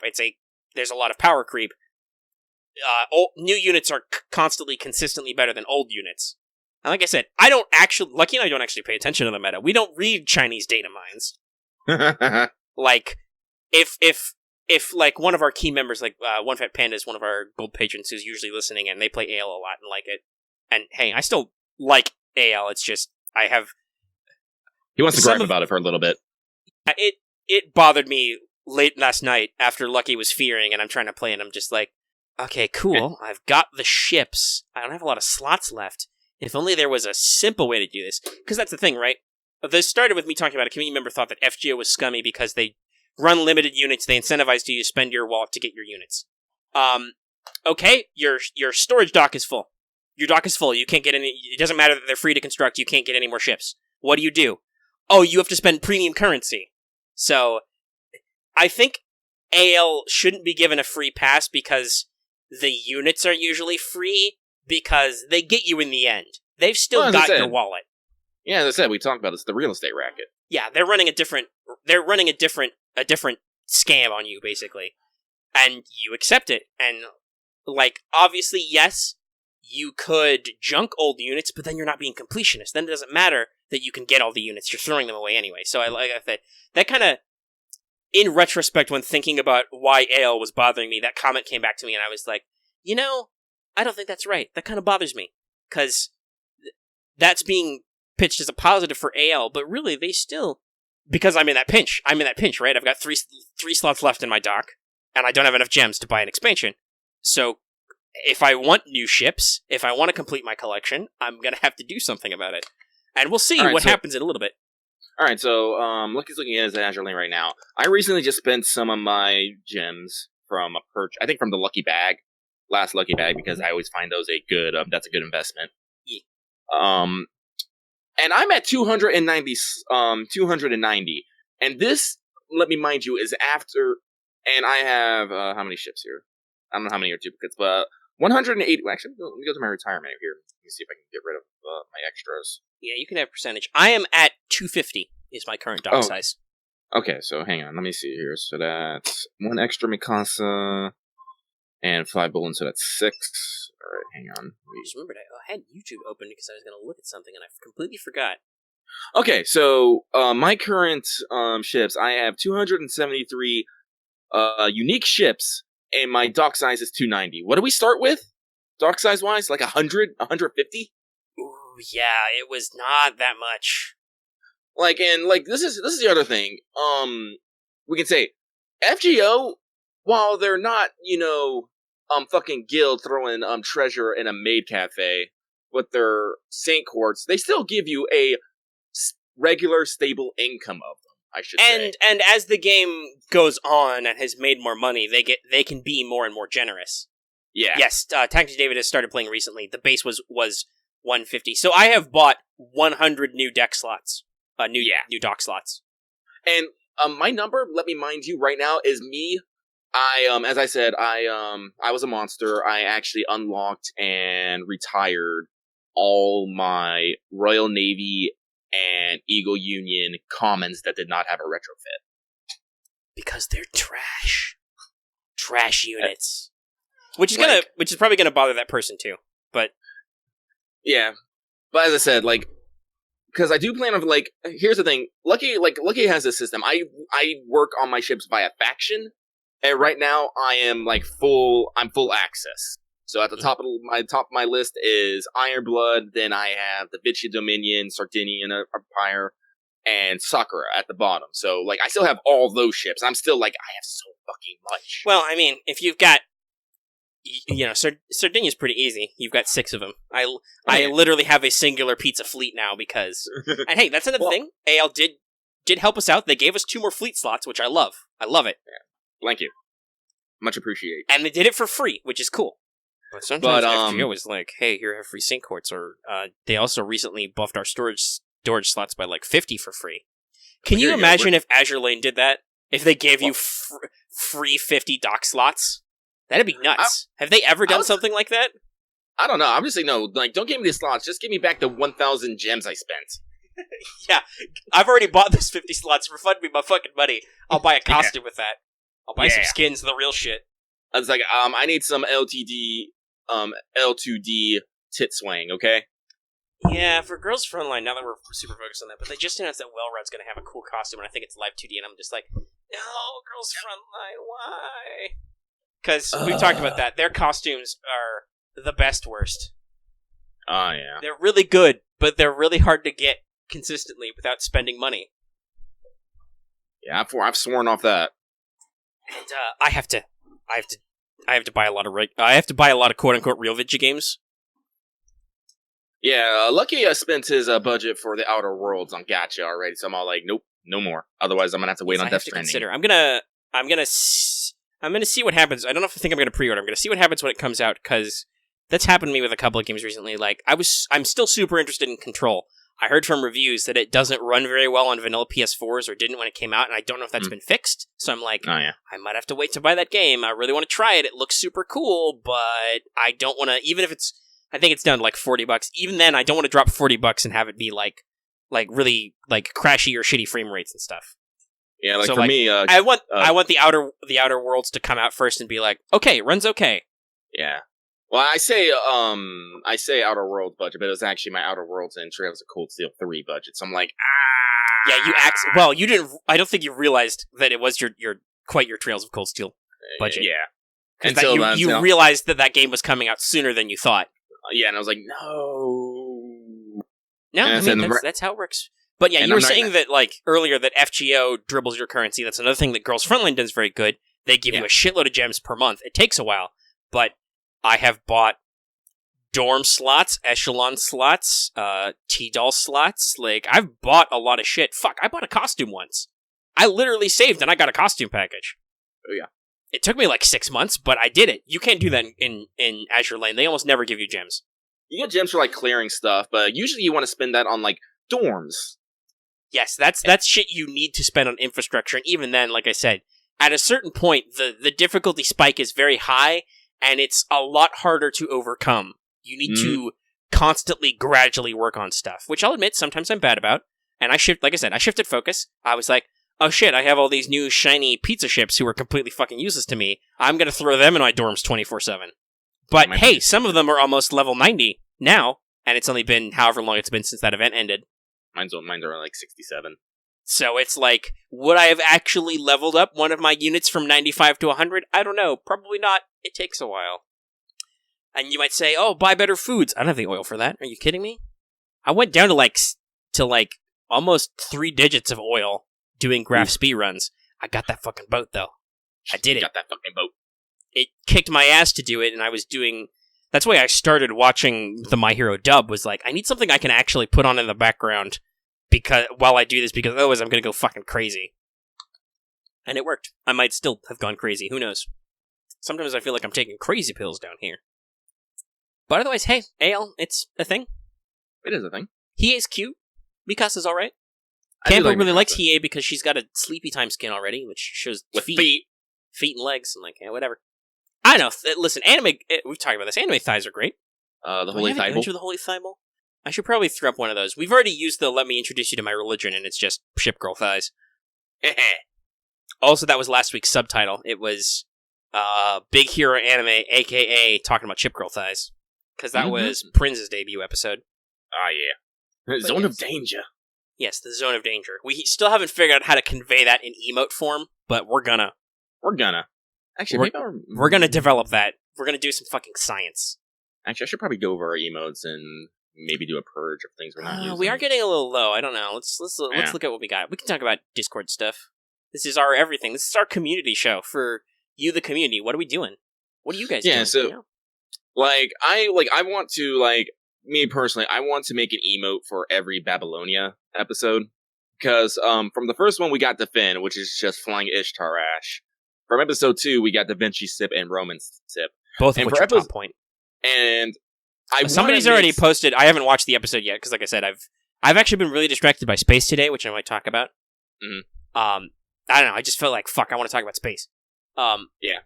So I haven't watched a lot of everything. Like, I got My Hero out of the way, and then I'm like, I could watch Dash. No, I'm not interested in this. I'm right at space. But people have posted the Anna face already. Yeah. And so I'm like, yeah, I kind of want to turn that into an emote. Yeah, we could probably trim a couple of these. I'm gonna trim Petal. That's not relevant anymore. I'm gonna just get rid of Basic Sip, because Roman Sip and Da Vinci Sip I feel is more on point. Horny on main I'm gonna get rid of because nobody ever uses it. It's too tiny. It was a cute idea, but it works better as just an image macro. Yeah. Let's see here. Has anybody ever? It's really cute, but has anybody ever actually used Tamanom? I don't think so. Yeah, I'm getting rid of the Summer 2 races, because it won't be whatever. Yeah, those lasted a little bit, but yeah, they kind of went out. People do use extra thick. People don't use Cha-Cha, actually. Cha-Cha-Cha. It's a terrible shame. She's great, though. But yeah, they don't use it. Let's see here. I don't think anybody's ever actually used Salt. No. So we'll get rid of that until we have another one. Nobody ever uses Revenge, and we're kind of done with our 3 heroes memes, except for Gay Panic and Concern. Those both can stay. People actually use those. Should we? I think people have used Ada Ma Click Clack. That's true. They also use that because that's just a great. That's Mercedes loading her gun. You're like, that works. Hansip is good. We got a lot of fucking Raikou. People do actually. I mean, 0 Days went away for a while, but then it comes back. So people do actually use that one occasionally. I know people use Astolfo Blush, but I don't know if they use regular Astolfo. So we'll get rid of that one. We'll keep Duo just because I find that entertaining. Yeah, I just love that one. I had to. It's the thinking face emoji, but instead of the scratching your chin, it's a hand of Yu-Gi-Oh cards. And honestly, we talk about Yu-Gi-Oh and stuff enough in the channel. It gets used, and it's just funny. is one of the ones I did on a whim, and yet surprisingly is used fairly often. Yeah, I don't even know what the fuck that's from, but people use it all the time. Like I know what it's from. It's from a manga called My Senpai is Annoying, and it's just like a real cute webcomic. But like, so I made that, and I was just like, well, I like it, and people are like, they actually use it. I was like, oh, okay. Yeah. Oh yeah, it gets used all the time. Menacing does, WoW does, Altero Sip, Wallachcoon. I haven't seen anyone use this guy in a while. Yeah, but I like this guy, and I made that one. They do occasionally use it. Golden is frequently used. Yeah, Golden's great. And Tama Concern. Uh-huh. I feel like we can keep the extra Arts Buster and Quick. Those are just good to have. And they do get occasionally used. It's rare, but usually when there's FGO news. F.E.A.R is super popular. Catnap, not so much. Yeah, people don't use Catnap anymore. It's sad. I was thinking about the same thing about Ticket. People don't hardly ever use Ticket. They do use Friendship, though. Friendship is like one of our main. Popular. Same with Command. That's literally the FP icon. Yeah. When you agree with somebody, bam, throw some Friendship. Oh yeah, Fluffy, Hoo Boy. Command, I want to say no. Yeah, it's cute, but nobody ever uses it. If you're sad about these going away, by the way, it's your own fucking fault. Nani gets used a decent amount. So does BB Smug. Menacing's pretty popular. Boner and Abs are cornerstones.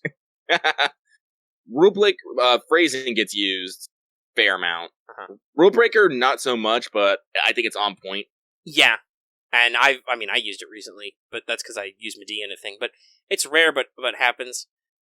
Do we really still need Embers? I mean, we used a decent amount.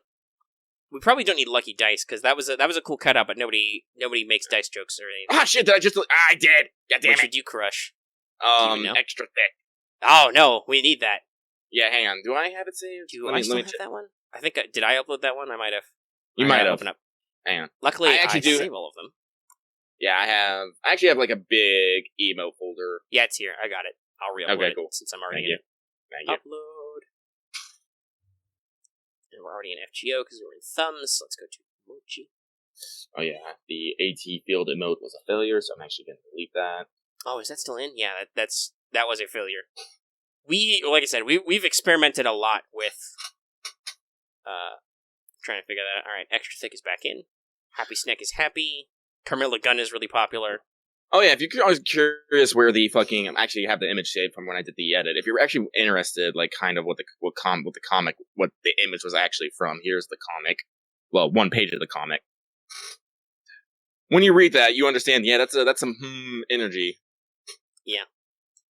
Yeah, Cursed is used a lot, and Drifting is weirdly inconsistent, but we'll keep it. What are we at? What are we at now? We always use like Drifting Drifting always gets used in one of two places. When someone is multitasking or when someone is talking about, like, Eurobeat or something. Yes. Very, very rarely somebody will talk about car stuff and then it'll be like, drift?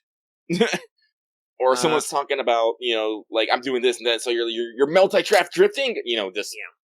Yeah. We have to keep the Scot flag because there's no Scottish flag emote, and then how can you... We use flags a lot, kids. We do. It started with Camper in Britain, but we've learned to use all the flags of the rainbow. Germany is another popular one because it's superior German engineering. Occasionally, USA flags appear, but yeah. So we needed a Scotland flag so that people could use it for things. Skok. Mm-hmm. Our dabs are always used like in a row, which I always find hilarious. Like, well, no one when we get a run going, like. Probably not a big deal. This person's not even here. If I was to, we're talking to like 4 people who are listening to the recording chat. So if we could fire off and be like, yo, everybody sip, start some sips. We wouldn't get a huge response. But usually, if a sip train starts, it's yeah. Actually, I don't think anyone uses the puff emo, the Raiko one where she's just filling out her cheeks. No, people do use that. Oh, they do? I've seen them respond. Yeah, usually if you say something sassy or rude, they'll be like, puff. Like, okay. Yeah, boy is a rare use, but I always get a kick whenever someone does use it. It's a quintessential use. Yorokobe doesn't get used much, but anytime there's a shitty priest, I'm pretty sure it's gonna get put on. Yeah, I mean, it's why I don't purge Dragon Mom. Like, we never ever use it, but we have to have a Tiamat emote just in case. Let's see here. Umu actually gets used a fair amount. Mm-hmm. Let's see here. Menacing, wow. Surprisingly, wow actually gets a good amount of use if I'm, just going off from what I know. Yes. Jaguarmura, yeah. Quartz, yeah. Hoo Boy, yeah. Fluffy. I think Fluffy is probably one of our most popular ones. Yes. It's just, people always are using it to, like, yay kind of stuff, Yay. It's like, that or friendship. Because everybody's like, oh shit, you said something I agree with. Let me just respond with friendship. As a here at StudiOmega, we try to keep our Discord emotes on point. What am I... Okay, let me see. What am I frequently used? Phrasing, gay panic, pizza, defend, cursed, Da Vinci sip, Carmilla gun, thumbs up. Oh yeah, I got an RR, plot, boner. Have I really? It's... According to Discord, probably because I shifted over to my new one, they're saying I've actually used Dragon Mom. I'm like, that doesn't happen a lot. Why is Dromedary Camel in my frequently used? It's also in mine. I don't know. Did somebody react to something with Camel and we clicked on it?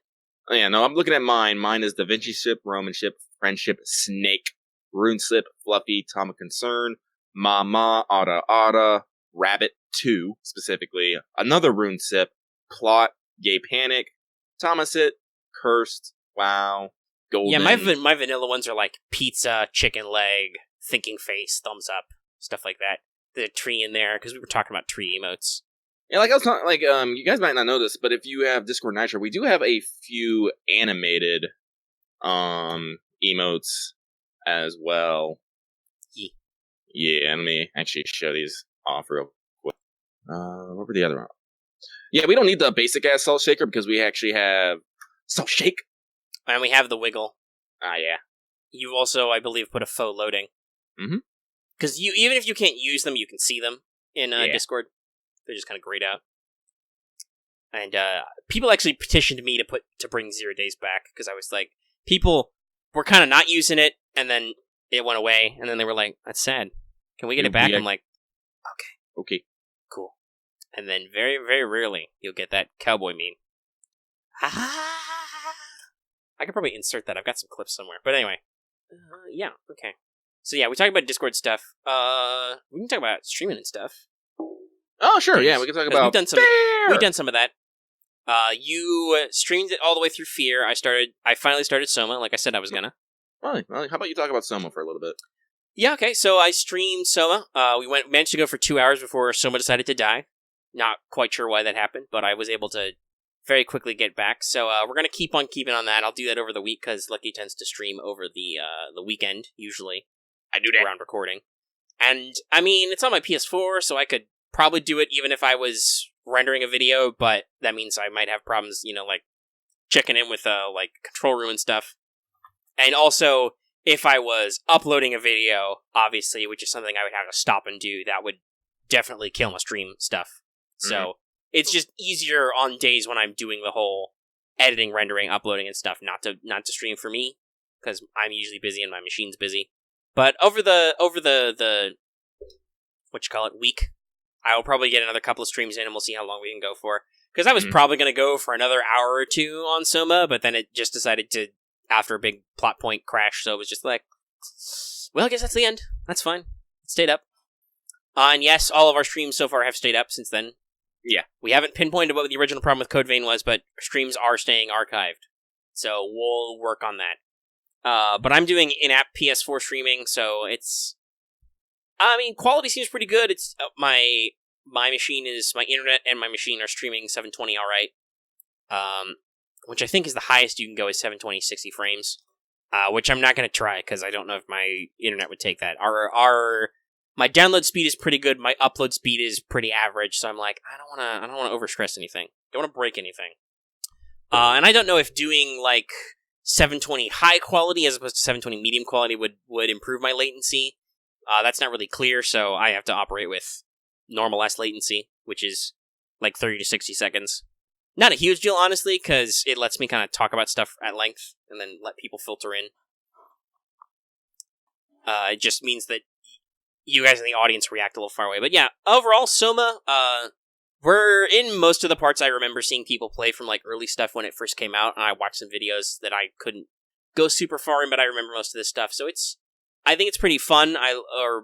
Yeah, sure, it's fun. I'm not like, this is the worst, or anything, you know? It's got some spookums, but mostly I think it's about, like, themes and mind stuff, you know? Well, I mean, Eclipse Phase is literally a game of transhuman conspiracy and horror, so... Yeah. There's we that. actually had a little bit of talk about the themes of horror and how... Yeah, on that episode and other places I've talked about that. Like, horror is a very broad concept and hard to work with. Mm-hmm. So, SOMA's got a couple of different things. There's, like, some gross visceral stuff, which, like I said, that doesn't... I mean, that's also still Eclipse Phase. Axe, don't be talking about like you know Eclipse Phase. We still haven't played it yet. I'll talk more about that later because I want to talk about you don't know space. Titan Tech. You literally don't know Titan Tech. Yeah, you haven't seen some things. This guy has seen things you wouldn't believe. I hate the moon. Everybody hates the moon. Goddamn moon. Yes, they're called ex-humans. Yes, no, there are. They're bad news. I should show you some illustrations from the X-Risk threat guide. Because it's a transhuman fucking because future. Science, bitches! But seriously, I gotta pull up some images, some shit from X-Risk later. Remind me, Axe. We're not here to talk about visual design in Eclipse Phase first. The second question, that was a good idea. Have you seen fucking people in these games? No one makes good decisions. Ever. Well, also, have you ever, who thought this was a good idea? Have you ever seen the body mod community? Like, there are people who bifurcate their tongues just because, I don't know, they felt like it.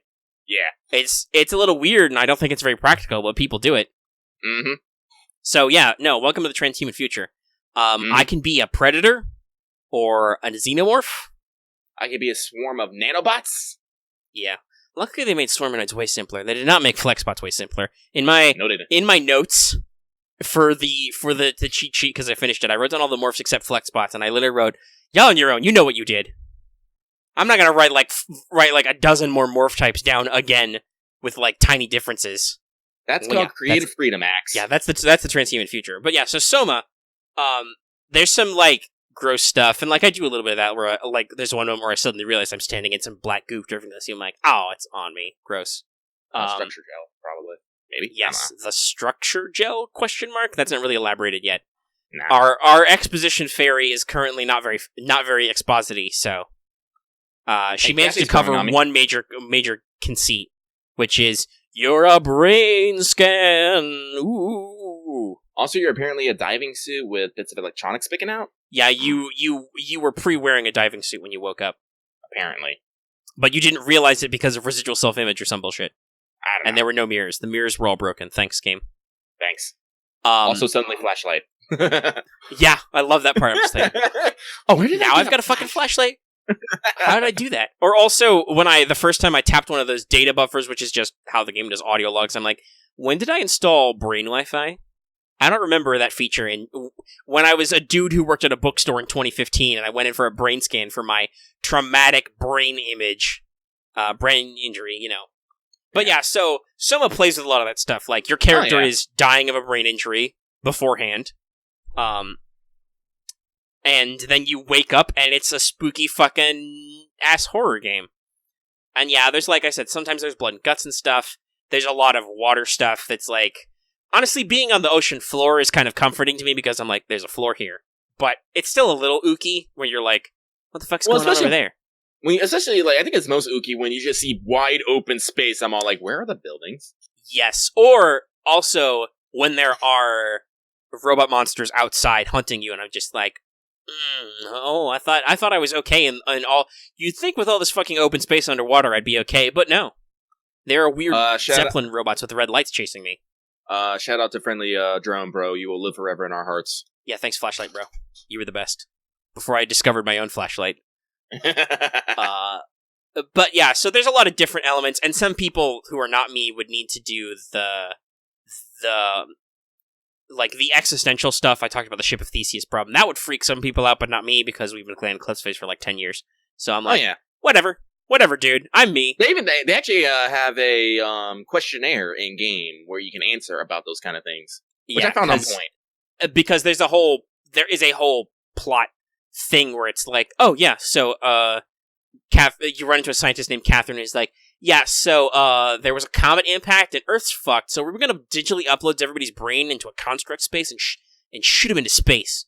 And I need to see if that works out, because I'm a scan of myself from a while ago, so I don't know if I did it yet, which I love. They do a lot of those tricks. Yeah. Like poor Carl, you run into him, and you unfortunately have to do some stuff to him with some electrical current, because he's plugged right through the through line, unfortunately for him. But you walk 5 feet, and you find his fucking corpse, and you're like, I was like, hey, Carl, you're dead over here. And he's like, no, I'm not. I'm alive. Yeah. I'm a human. I have this kind of accent. And I'm like, all right, well, Carl, you're already dead, so I'm going to flip the switch and just suck it up, I guess. They've actually, here's the interesting part. In all the wave, they've shown you in different stages. Like, one, they just showed a machine that was hooked up. Second, they showed a machine that was hooked up, and then their human corpse nearby. Third, they showed a human that was hooked up to the machine. And fourth, they showed Kathy, who was a machine, but, fucking cognizant and aware. Right, she was herself. Yeah. She was not uploaded. She was uploaded into machine, but she was deliberately do that. That's her whole tech base. She's like, yeah, just pop my Cortex chip out. They're universal. Yeah. So I do like how the game, scaled, your discoveries of, how right. Everyone's been fucked. So I do think they're doing that, right? Yeah, and yes, as Axe brings up, there's the whole cat and mouse type stuff. I talked about this before. I'm like, I don't know, if I'll play this game all the way through on stream, because maybe it'll get really annoying. The game does have safe mode, which, like I said, if I was playing it at home, I would probably kick on, where it's monsters can hurt you or they call them monsters, but antagonists can hurt you or slow you down, but they can't kill you. So you don't have to reset constantly. And I'm like, that's good that you realized you were designing a game that's going to have these heavy narrative elements, and some people are just going to want to explore that, but not necessarily want to have to keep resetting. Well, that's the thing. I thought about that, but I'm like, no, I want the real experience with people and stuff, I had that same thought with F.E.A.R, because I was like, I could put this down to easy, but... Well, and then it turned out with F.E.A.R 2, these Black Ops guys are not the replica soldiers. They're kind of scrubs. No. But we'll talk about that when we talk about F.E.A.R. But yeah, so I like SOMA, and if I was playing it normal, I'd kick it up in safe mode and just cruise through the game. But I'll continue to stream it. We'll see how long those lasts. And, it gives me good discussion points, and the game hides its loading a lot through, underwater tunnels and underwater, basically EVA walks underwater. So, there's plenty of time where I can just exposit about stuff. I talk about things. So that's fun. I think it's a good game to play. And like I said, there's still the tension, because there's still that cat and mouse things where I'm like, something... This is interesting. If you want to watch these for, if you've seen Lucky do Subnautica or stuff, I don't think nothing so far has been enough of a jump scare or anything to make me go, ah! But, so there's no, screams from me, but there's a lot of just, something, vaguely menacing or spooky will happen in the distance, and I'm just like... I think the horror shift they're going here mostly is being unfucking comfortable. Yeah, I'm just like, well, that's not great.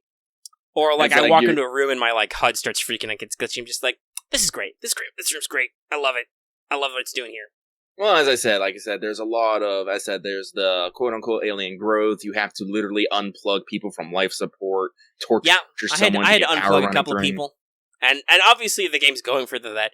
What does it mean to be alive? Ooh, transhumanism! And I'm just like this lady has been kept alive on freaky alien life support for God knows how long, and she's just now on the one hand, she's just they're just all get help.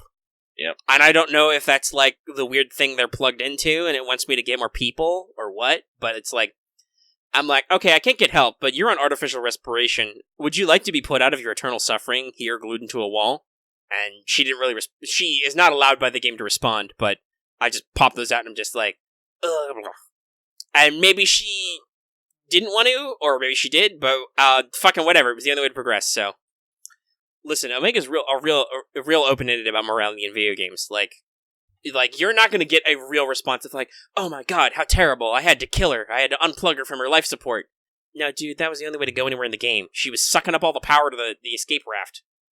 That's the thing. If you're gonna put yourself on life support or whatever, or be plugged into a machine, make sure you're self-contained, okay? Don't fucking leech power from my outlets. I need that power for things, okay? Like escape trains. But yeah, so I like the aesthetics of Soma a lot, which I knew I would, but it's nice to get back into it after a couple, because I assume because the original timeline date was 15, I assume it was originally came out in 15, or maybe 16. So it's a bit older, so it's good to like go back and refresh myself on it and see the stuff. And like I said, we'll see how much the cat and mouse stuff gets to be a pain in the ass. I don't know if I can set it to safe mode mid-game or not, if it becomes too much of a problem. But we'll just see. And maybe our Soma adventure will have to end early if it's just like, this is way too much. Like, if it gets too frustrating for me, or not. We'll see. We'll see what happens. Keep watching. So, Lucky can talk about F.E.A.R. now, if he wants to.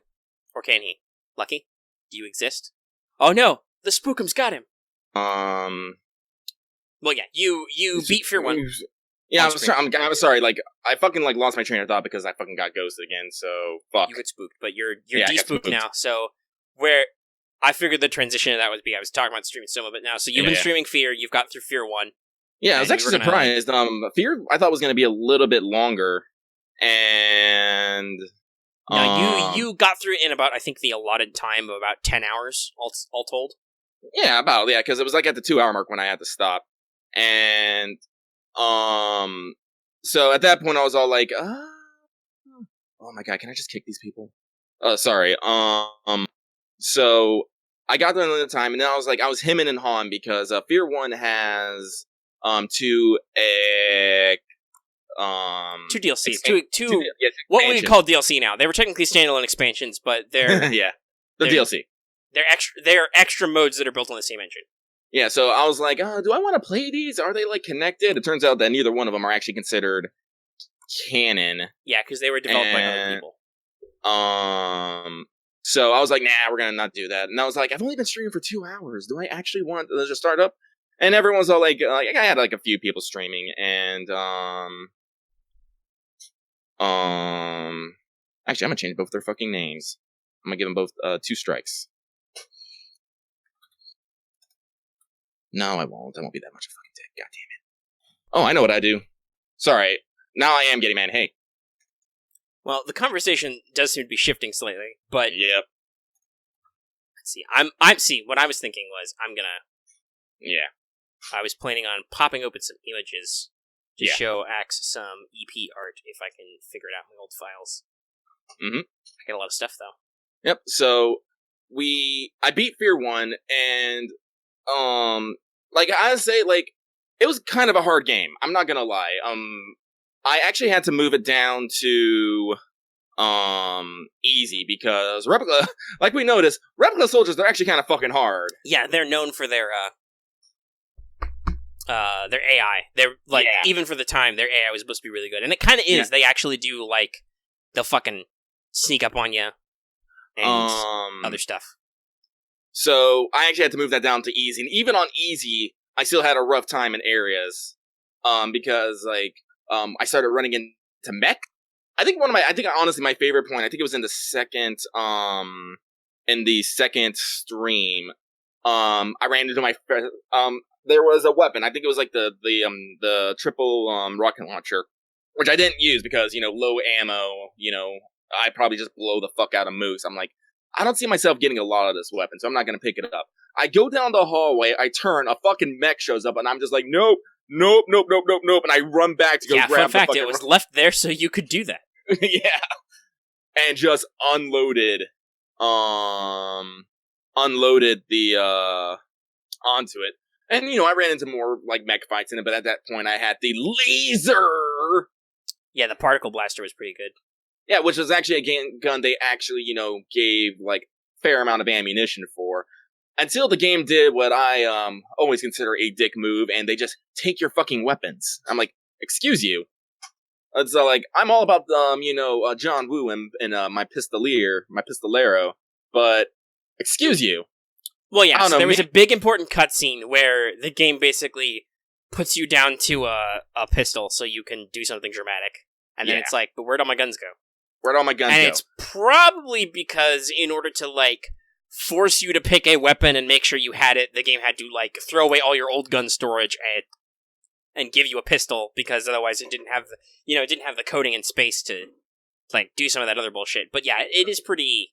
It is pretty bullet, but I was like, whatever. I'm pretty sure, like there's this one scene where you're in the fucking hallucination, and like you actually put a bullet into the, I guess maybe I'd say secondary antagonist.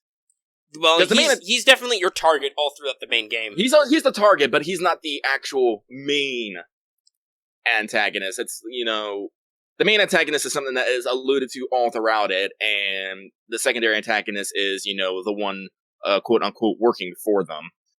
Wait, what the fuck am I being, like, coy for? This game came out in, like, fucking 2000, what, yes, 3? you can talk about it, dude. Yeah, I was like, wait a minute. We're done. Yeah, you can watch the streams. We're done. Yeah. So fucking Fettel was basically working to free Alma, who is both the antagonist and the protagonist's mother, and what I like to call, what the fuck were you doing, you fucking corporate dickbags? Again, there's actually a really good quote that Wade says. He dropped on you. Yeah. Men create monsters, and it is the way of men to create monsters, and it is a way of monsters to destroy their creators. I'm all like, yeah, no shit, because you're fucking dumb. Yeah, and I even talked about that when the game had finished and the credits were rolling. I was like, what was? Because like it's one of the part of the plot points is that so there's some stuff going on with the vault where Alma was stored, and like the CEO Genevieve is like, well, fuck it, I guess we'll just open it. We're gonna reopen the vault facility. We're gonna start over because one of the prototypes worked. Point Man worked. And she even says that in the post credit. But Fettel was kind of like wiggly. Fettel had like a synchronicity event when he was like 10. When I think it was like Alma basically contaminated him. Like he was doing okay, and clearly his skills worked, but yeah, I don't know if that's the point where they pulled the plug on her, but yeah, but still, like this company took an 8. Like I think it was before she was actually 8. She was sealed before her 8th birthday, is what they said. Yeah, and experimented on her. They forced her into a fucking coma, and when she was 15, induced childbirth on her twice while she was in a coma. During the first one, she actually woke up and was all like, "Give me my baby," and they're all like, "Nah, psychic research shit, girl. Go back to sleep." Yeah, and I'm just like, excuse fucking you. Well, yeah, they were obviously shitty people, but more importantly, I was like, okay, but then you've done this whole thing, you're gonna rebuild it. Why though? What's your marketing plan here? Because that was the thing. Like, well, what's your mass market plan here? You had 2 prototypes. Well, like, here's the thing. Like, I think that's what they were trying to do. Is they were trying to weaponize psionics. Right. They are. Telasthenics as because like I wasn't too sure until I got into 2, and Genevieve was all like, harbingers, motherfucking harbingers. We need harbingers. I'm like, what? And then you're like, oh, they're making harbingers. Yeah, that's what I said. This actually seems like once we got into 2, this actually seems like a decent business plan, because they take the stuff they learned from the low production models, the prototypes of Project Origin or Perseus or whatever it was. Was it Origin and then Perseus? I don't remember. No, I think it was Perseus and then I don't fucking know. They were bad ideas, but they were like, we made 2 prototypes. BT dubs. They were, as far as we know, they were relatively normally created children from a biological mother who have to grow to be adults and stuff. So yeah. And also, as it came out, Alma's fucking dead. She's a scary ghost lady. And by BT dub, she's like real Japanese spooky ghost. Like, this is some very shit. Yeah, that's very Sadako. So like, you've kind of killed your mass production there. So yeah. I mean, the replicas were clones, I guess. So as long as you had Fettel or the Point Man, you could theoretically make more. But yeah, it didn't. It kind of seemed like there wasn't a good plan, or at least their antics didn't make sense, right? Because you're right, Genevieve was very dumb in her constant insistence to be like, okay, well, first we got to open this thing up, and then everybody's like, no, you can't do that. It's a bad idea. People fucking die there. It's a spooky place. Let's like you're actually getting like reports of like people like are feeling uncomfortable, fucking depression. People move away from the fucking area. And then she comes back and she's like, no, you know what? Everybody was right. It was a bad idea to open it. We gotta destroy the vault. We have to stop it. You know? Which, okay, sure, that's true. And technically, because of the fact that Fettel is on a rampage becomes more relevant, like you as Point Man actually do pull that plug. Yeah. It doesn't fucking work, but you tried. It didn't fucking work. But I tried. Point Man gave it a solid effort. Point Man just wanted his fucking drugs, okay? Yeah, that was Point Man's defining themes was drugs, and then also maybe a little bit Mama at the end. But mostly drugs. Well, like, and it wasn't even about Mama like it was for Fettel. It was like, okay, Mom, no, you can't blow up the Earth. That's where Point Man keeps all his drugs. Well, like, here's the thing. Lucky is someone who's usually way more empathetic to villains. Mm-hmm. And like I said, I think that's intentional with Alma, right? Like, you can't... Well, I don't know. It's like, it depends on how much you can summon, like, creepy ghost lady, like, controlling people to, like, have a guy eat brains and, you know, just fucking murder people. That's true. She's full of hate, as they say. She's full of hate. So, she's in a very fucked up mind space. But this is talking about the kid thing. She was like, you know... her self-image is of a small child for a long time until you let her corpse out and her ghost body starts walking around, maybe? Like, actually, I was actually thinking about this. Like, she woke up when she was 15 and started calling for, like, my baby. So, she's probably, like, I don't know, like, where she is, like, mentally developed, but... Well, that's where F.E.A.R. 2 starts, is... Yeah. It's like, you know, for some reason you have a weird psychic hearing of Wade saying she's a woman now and she just doesn't know it. Yeah. She doesn't know it yet. Like, because technically, yes, enough time has passed that she is... Well, obviously, because Fettel and Point Man are full-grown human beings. So, obviously, Alma should be old enough to, you know, be an adult, but... Yeah. But, you know, trapped in a fucking vault, I don't know, like, I said, like, honestly, I know some of the stuff about the F.E.A.R. trilogy. I think it's just from, like, you know, cultural... I don't want to say osmosis, because that's a very specific term, but just assimilation, I guess. But at the same time, like, actually playing it myself, I'm all like, this is some fucked up shit. I know, like, and I think that's the point. Talking about Zeitgeist, like, F.E.A.R. is very much a, like, early Resident Evil, or, other shit like that type of, like, it's a horror sci-fi, like, it's near future, there's a lot of bullshit sci-fi stuff, there's, like, invisible psychic ninjas, there's laser shooting drones. I will say that I am always super happy when someone tries to spook me, and my gut trigger is just my gut instinct is just to hold down the trigger. Yeah, you've done that more than once, where you're just like, oh, you're trying to jump out at me, let me just hose you down. I was like, oh. But, yeah, so, obviously, there's, you know... that's its kind of theme, right? Where there's a lot of these, like, oh shit, corporate did something they shouldn't have did. It's real bad, real dumb. Yeah, as I said, like... And, honestly, it's, like I said, in F.E.A.R. 1, it's kind of, like, dumb for no goddamn reason. Mm-hmm. Right? Like, if we take a step back and we're not just like, man, Genevieve was a shitty person because she just kept going, you ask yourself, why did she just keep going? What was she doing? It's not really explained, I think, or at least it wasn't to me where I was listening. Because I missed sometimes here and there. Like, as I said, like, I think she smelled profit somewhere. Like, well, I think the idea was that the company was starting to go under because they sunk all this money into the project, and the project had 2 prototypes, only one of whom worked. You know? I think that was the idea, was that, like, they proved that the process could work, they just didn't do enough of it, and so it was like, fuck, we need some money to, like, save ourselves. Yeah, but then when, like... And then as soon as she poked it, she was like, oh, this sucks, this is terrible. Well, time to blow it up and avoid blame, somehow. And then in F.E.A.R. 2, it's like, now I don't even know how much she's trying to avoid blame on her own. It's just like, I would like to not die, and also, I can't let the board of directors shoot me because they're gonna shoot me and pretend that they didn't do any of this nonsense. Yeah. It seems to be the driving plot point is that there's these, you know, black bag squads are trying to, you know, put her in the ground and she never comes out, so that it's all her fault, and they were definitely not to blame. We fired that bitch. Yeah. Only, well, yeah, we know better. Yeah, so it's just... So, as I said, F.E.A.R., again, like, I am, like, I'm not so sympathetic to Fettel. Like, he was kind of weird. Fettel was weird, and some of that is, like, Alma, I think, puppeted him a little, but some of that's also just like, dude, I don't think you turned out okay. Yeah. Alma, though, I'm all like, no, Mama, no, we'll be okay, we'll go to the Bahamas, we'll find this last bitch, you can kill her, We can sip on. We can stay on the you can ride on the helicopter. That's the ending shot of Fear, by the way. It has a classic horror movie ending where you're just like you're riding on another fucking helicopter, which you've been bad luck the entire time. Lucky even on stream is screaming, "No, land right now, do it!" And then everybody's like, "Oh, it's okay. It's a miracle you survived. We're all great. What happened to Alma? Anyway, did we get her?" And then Alma's hand and head just over the lip of the open door and just boom, credits. Which apparently the credits were a real music song, but don't worry, we fixed that already. Oh, it is? Oh, shit. Yeah, YouTube was a little annoyed this morning. I'm just like, thanks, guys.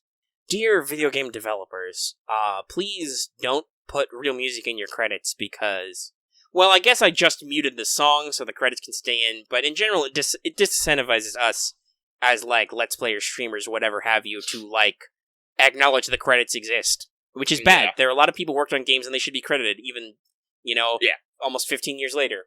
Yeah.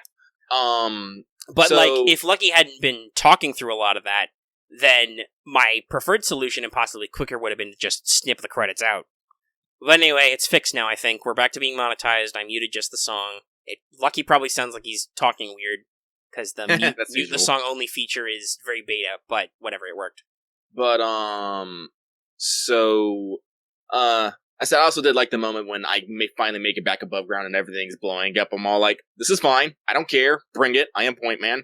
But yeah, like, apparently that final hallucination where you have to keep Mama from hugging you was like the actual end bit, which I think was fine. You didn't actually have to have like a big giant boss battle. No, and you did have some confrontations, and honestly, it makes sense that it's a lot of it's very, very cerebral, very ambiguous, very like themes and meaning based, right? Mm-hmm. It's because you don't even know what the fuck is she actually like. What even are the ghosts who keep trying to grab you in the end, right? Like, yeah, is it meant to be literal? Is like Alma creating hell on Earth, or is it just that's the form her telekinetic attacks take? Is that she tries to melt you? Like as I said, like I'm pretty sure she was trying to hug me, because nothing, she just, like, walks slowly towards you with her arms up. I'm all like, and she's all like, you are my baby. And I'm all like, I know, Mama, I wish I could hug you, but I would melt. Yeah, that seems to be the thing. Like, that's the quote-unquote final confrontation. So it's, I know, it's weird. So, Alma was not, like, this is the thing, monsters are rarely born. Like, monsters are more often than not made, and Alma is definitely one of those monsters that I've made. So, like, considering all the shit she's gone through, like, I'll forgive her for, like, the absolute fucking rage boner that she has for this company, and probably for all of humanity right fucking now, because she was basically captured, used, and abandoned at the whims of other people. It's like... Heck, not even captured. Doesn't Wade in the start of 2 suggest that... Like, he maybe was her father? Yeah. So it's like, I'm sorry. I'm one of those people. It's all like people are only reasonable as long as some unreasonable things don't happen to them. Right. So, and honestly, there were some stuff like even you said, Fettel was kind of sketchy because he didn't really have a reason to eat people. Yeah. No. I'm all like, it's like there's other methods you could have used. Like, why did you kill fucking the daughter? Like, at the end, because, right after you kill him, you see, right next that's the final confrontation with him, is you're trying to save her, she's gonna get her ass killed, just like your babysitter said. Yeah. And then you get there, Fettel is kneeling, you have this great moment where you just put the gun to his forehead and pull the trigger, and then you snap out of the hallucination, it's like, oh, she's fucking dead. Yeah, Fettel's dead. Fettel actually died, but she's dead too, and she's just lying on the ground covered in blood. And then there's that really creepy moment as the replica soldiers just stand around. I'm pretty sure if I had shot them, maybe, and killed them, maybe they had my weapons? I don't know. Who knows? I mean, hey, I think Fettel was just being your bro, and he just, took your guns and he was like, I sold them on eBay, brother. Why would you do that? Why would you do that to me, Fettel? That's better. What did you buy with that money? What did you buy? Fizzy-Cola. No! Yeah, because apparently Fettel bought out all the Fizzy-Cola immediately because I can't find it in the second game. No, we have a different game. We have Professor Doctor. Yep. Which is hilarious, but yeah. So, oh god, I'm still laughing about Alma gonna clean you up. Yeah, so this is, oh, I want to say back in the day, because some games still do this, but this is definitely a period of the games industry where, like, especially for first-person shooters like this, where the worlds are really immersive, and just the developers spent way too much time making, maybe it's because the graphics weren't as intense, right? You didn't need as much detail in there. A lot of the developers were making really dumb brands and things to put in because you can't put real stuff in, right? Yeah. I mean, that's why we got Physicola and Professor Doctor. Right, you can't put a Dr. Pepper machine in there. You have to put Professor Doctor, the original. Yeah. And you're like, okay, sure. Oh, that last one's a cursed image, Omega. Holy shit. Yeah, that's Flesh Party. Oh, sorry. I've been posting official EP art in the patron chat for a while. Yeah, that's Flesh Party. That's I think it's a virus that causes your flesh to melt down and fuse together into a giant pool of gore that might still be sentient. Yeah. They're great. Love those guys. Love Titan shit. Welcome to the transhuman future. But, yeah, you're talking about the, off-branding. Yeah. So they're like, instead of like Windex or whatever, it's Alma gonna clean ya. And because you have to do a lot of these assets, the developers get to have some fun. Oh, yeah. But, like, we're seeing this in F.E.A.R. too, actually. The developers are actually being a little bit wiser with their assets, because you still have, just nondescript bloodstains, but you start, like, as I said, like, I'm no, like, fucking forensic specialist, but you can, like, understand something that's all, like, okay, like, this blood splat, someone was really thrown hard against this wall, and then dragged away. Talked about that. That guy was, all of his blood got squished out. And so, like, there's a person, there's a wheelchair here with blood in it and a bunch of bullet holes, like, in the wall behind it. It's like, oh. Mm-hmm. So or when things are really crazy, like, you even said yourself, you're like, man, that's a lot of, like, arterial spray or something. I'm like, yeah.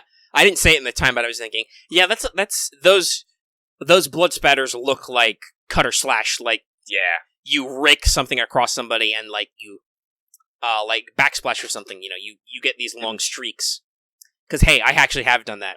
When I was talking about why body horror stuff doesn't bother me. Yeah. Like blood and gore doesn't. I took a couple different, like, forensics and crime scene courses, so I've had to study blood spatter and, like, look at pictures of dead bodies and arson and stuff. So I'm just like, whatever, dude. Like, it doesn't bother me. I've already studied that. So I'm the guy going, that blood spatter doesn't seem right. Yeah, so I was like, and of course I'm not up to Omega's level, but I know a thing or two about, You've watched a TV once in a while. Yeah. Collective consciousness of, like, media can give you a jack of all trades kind of in knowledge situations. But, so, oh yeah, we're talking about off-branding and I'm gonna clean you up. So yeah, that makes me laugh. So, like, let's see here. So, oh yeah, my thoughts on F.E.A.R. Yeah, the game was hard. I'm not gonna knock it for its fucking controls or graphics. It was like the early 2000s. Yeah, it looked like dog shit, but it was 2005. Everything looked like dog shit then. Yeah, it's fine. Like, F.E.A.R. 2 is like an immense fucking upgrade. I'm like, alright, this is cool. But, as I said, so, like, covering the story bits and stuff like that, it was fun, like, the final bits, Again, like, I don't know what the story's intent was. I don't know if you're actually supposed to feel sympathetic for Alma or anything like that, but that's what I take out of it, because... I mean, yeah, that's how I interpret it. It's like, trying to analyze the writing, it's like, okay, so we want you to... Because we want you to...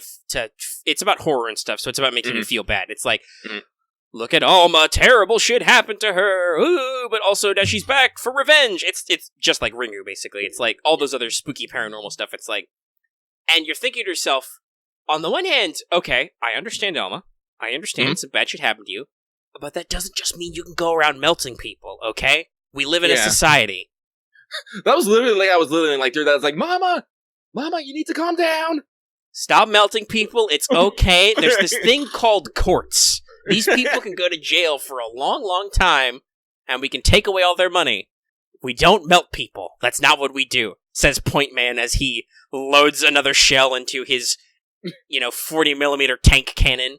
That sadly you never got to use. You really should have used it on those drones there, but you thought there were going to be real fights in the vault, so... Yeah, I did. So, Well, you did see the one asshole who had it try to shoot Lucky a couple times. But, yeah, so, like, at the end of that, it's all like, I understand I need to stop Alma, but I'm not gonna hate her for it. Right. It's like, hard to be mad at her. It's more just like, well, she's I live causing here. the apocalypse, so kind of need to stop her or we'll die. Yeah. It's just like, it's how games handle that type of stuff, right? And you just have to do that sometimes. I don't know. That said, like, I'm only like, I don't know how far I am to F.E.A.R 2. It's like, I probably will stream it here whenever we get done with this. Which will hopefully be soon. Hold on, I'm still trying to dump fucking Eclipse Phase art, but we're at like 2.5 hours. I probably want to talk about space. So, all right. But as I said, F.E.A.R 2 like picks up like I want to say like maybe like an hour before the end of F.E.A.R 1 because because the climax of F.E.A.R is the nuclear bomb. Yep. Or the it's not psionic bomb. The reactor, whatever the fuck it was, explodes and it does a mushroom cloud like a nuke. Oh, actually, guys, you want to know who my most hated fucking character in fucking F.E.A.R 1 was? Fat Man. Norton Mapes. Well, so and that's because he at no point did he not try and fuck you over. Even in the end where he's like, you gotta expose the coils and blow up the shit. It's like... And then I was like, wait, no, this didn't actually do anything. All I did was make a giant fucking explosion and probably cover up a fuck ton of events. God damn it. Well, yeah, that's because Wade got in there. Both Fettel and Wade got in there and they... I don't know what the fuck Fettel was doing at the end besides killing the disposable woman, but... I think Fettel just wanted to free Alma. Well, yeah, but... That's why fucking You shoot him in the face before then, but Wade is like, I'm gonna open the box. It was a bad idea. We did bad. That's what I'm pretty saying. Like, Fettel probably knew that Wade was gonna release her, so it was like, my job's done, yo. I'm out. Before I go, I have to tell you, brother! I started making Metal Gear Solid jokes, because of course I did. Liquid! Snake!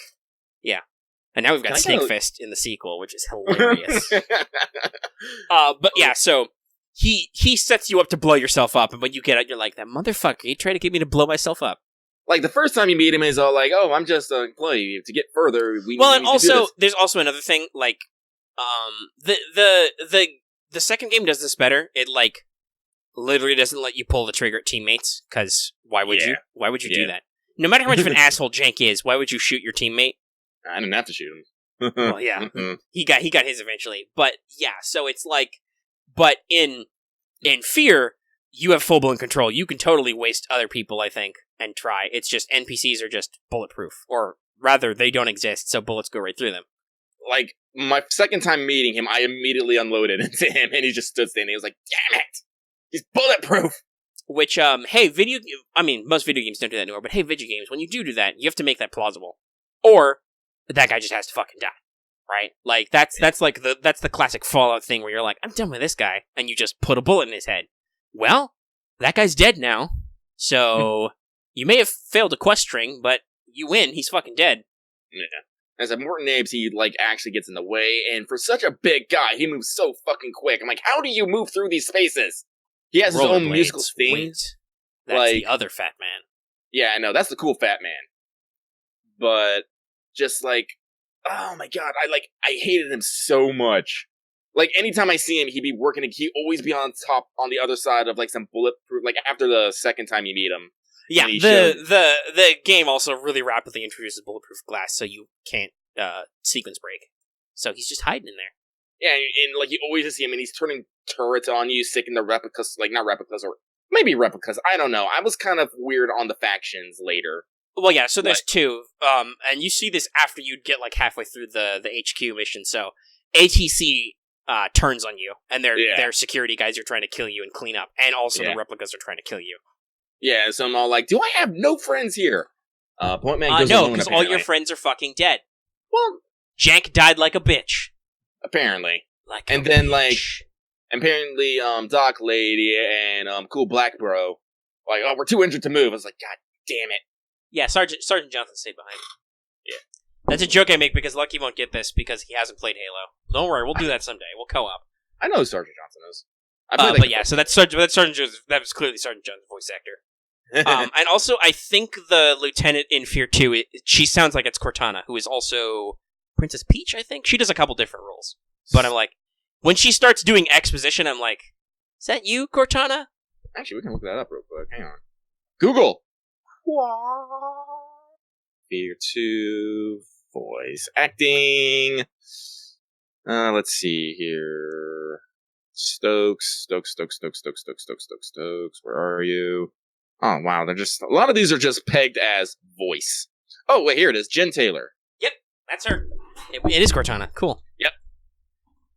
So I'm just like, when she's like, I was just like, just open the fucking elevator, Cortana.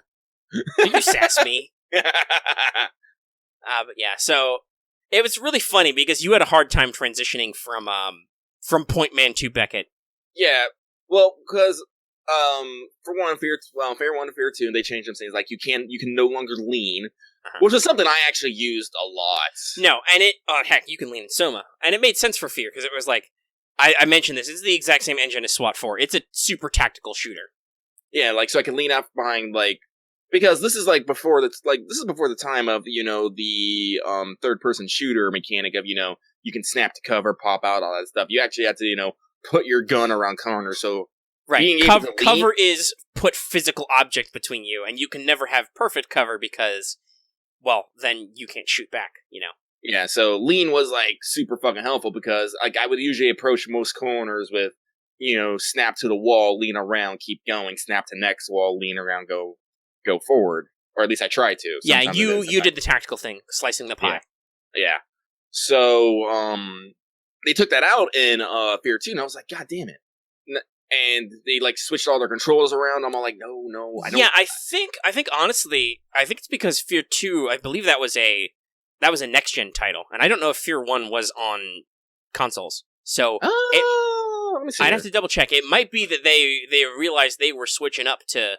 I know for a fact that F.E.A.R. 2 was on consoles, but... Yes, I played the demo of F.E.A.R. 2 on PS3, I think, I want to say. That would have been the right time. Let's see here. F.E.A.R. 2... what year did we travel to? From 2005, it was the initial.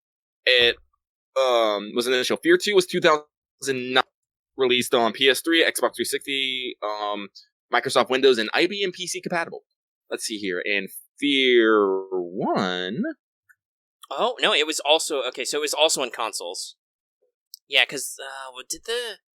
Yeah, it was on PS3. When did PS3 launch? What was the launch year? Was that 05? Let's see here. Oh, no. It wasn't released until 06, so that's why. F.E.A.R. must have been... If it came out in 05, F.E.A.R. was originally developed for PC and then was ported to next-gen consoles later. And they probably just... yeah, because... Yeah, let's see here. Yeah, October. So that would make sense. That's why the original one very much has a PC shooter setup, whereas 2 really feels like a console shooter because you can't lean, but you can like do stuff. There's clearly like QuickTime events and other stuff. Yeah, like I'm sorry though, I'm a little confused why I have abilities to flip a table or like move a couch over. I'm just gonna stand behind it where it usually is. I think it's so, like, for instance, there was one thing you could do, which you didn't do, but probably would have helped you a little bit. In that big fight when you were like, man, I got shot up way too much. Those little shitty coffee tables? Yeah, I saw a prompt. You could have kicked those over like you're a fucking action movie star, and that would have provided cover, because that was just a, single central pillar round table. That's not cover until it's flipped over. So, I think that's more what it's for, but you're right in that it's weird that all mechanics are called interact with cover, but it's clearly a generic button prompt to just slap environmental objects around, Mm-hmm. But still, yeah, I'm like, I don't know. I get the idea, because sometimes it is actually useful to, like, flip things, or maybe, like, pull a couch out from the wall so it forms, chest-high wall. But still, you're right, it's a little weird. Very console. Your guns kind of changed up. Like, that's another console thing, for instance, or at least maybe just a 2009 thing, is you can actually ADS, which you couldn't do in F.E.A.R. 1 and was weird and funny sometimes. Mm-hmm. When you I'm going to zoom in, I'm just going to squint really hard. Now in F.E.A.R. 2, it's I'm going to actually center my gun and look down you notice the pistol is kind of dumb because it has tritium night sights, but it has a tack rail. But the top rail, I think, is too tall. It definitely covers the front post, which, in case you don't know anything about ballistics, the whole point of tri-point sights is that you have 2 in the back and then 1 in the front, so you can center them. Yeah, I was like, what is this pistol? I still use it pretty good, but still, I'm just like, you have the not P90? Yeah, you have a 50-round SMG that is top-loading, and has the built-in red dot sight, so it's it's clearly a P90, but it's just different enough so we don't have to worry about Farik National suing us. But yeah, you've used that a lot. Like, you haven't found a real assault rifle yet. No, and yet they've given you a fucking napalm cannon. They gave you a flame gun before they gave you just an AR. I think this is something else, but I do like my quote here. It's like, usually I'm morally and ethically against using flamethrowers, but for you guys, I'll make an exception. Well, they set you on fire first. They're fuckers. Yeah, they did. And they're trying to kill the enormous civilians. Well, I don't know. I don't know if they're evil corporate slaves or actually innocent people. I mean, some of them are clearly innocent because they were talking about, like, normalized patients and hospital stuff. Yeah, like, so... I don't know. It kind of sounds like Armacam, or Armachan, as we like to say sometimes. Like, they were clearly invested in this hospital, so shifty stuff happened there, but also it seems like a regular hospital sometimes, too, so... Yeah. I don't know. The Eternal... That's all, like, but these people are just going around, murking people and all, well, like you said, there's at least one wheelchair that's full of bullet holes and blood, and you're just like, that's a great image. Yeah. So, like, if they have incurred Not Point Man, Mr. Beckett's wrath, they have done so. But something I do want to say is they're actually bracing the horror theme a little bit more interesting now here. Whereas before, like, you would only ever fight maybe, like, hallucinations of monsters. And in F.E.A.R. 2, no, there's actually fucking goddamn monsters. Now, there's crazy cultist mutant guys. Yeah. Crawl on rolls, and I'm like, jump. I don't know, are these, like, blank replica soldiers who are freaked out? Like, you didn't get that far past them, but... Yeah.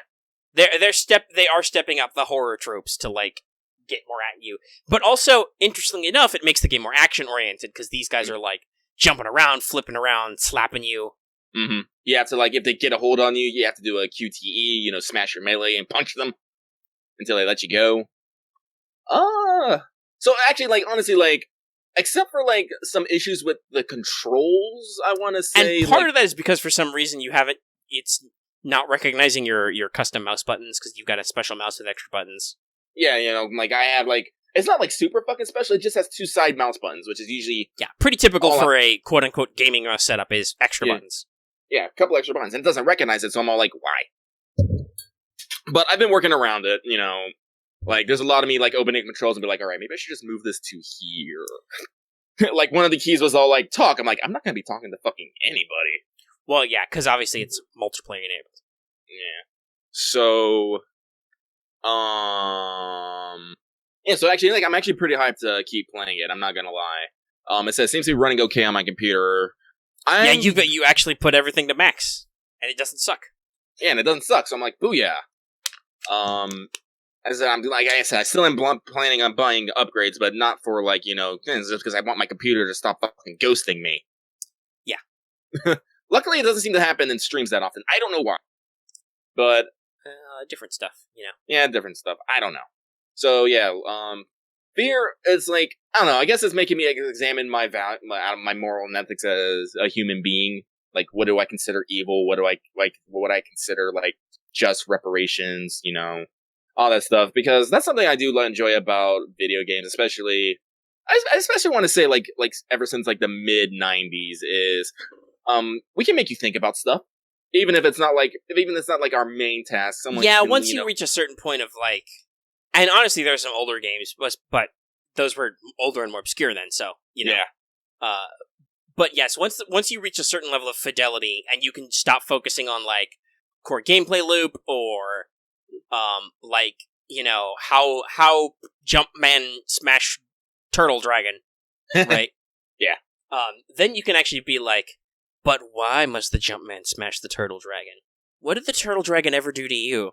Is a man not entitled to the sweat of his brow? I always think about, when you want to think about games making you think about stuff, I always think of the first BioShock, because that has a lot of those, like, thought-provokers. Mm-hmm. Would you kindly? A man chooses, a slave obeys. Like, that whole scene is just like, oh my fuck. Like, I was doing that the whole time? Yeah.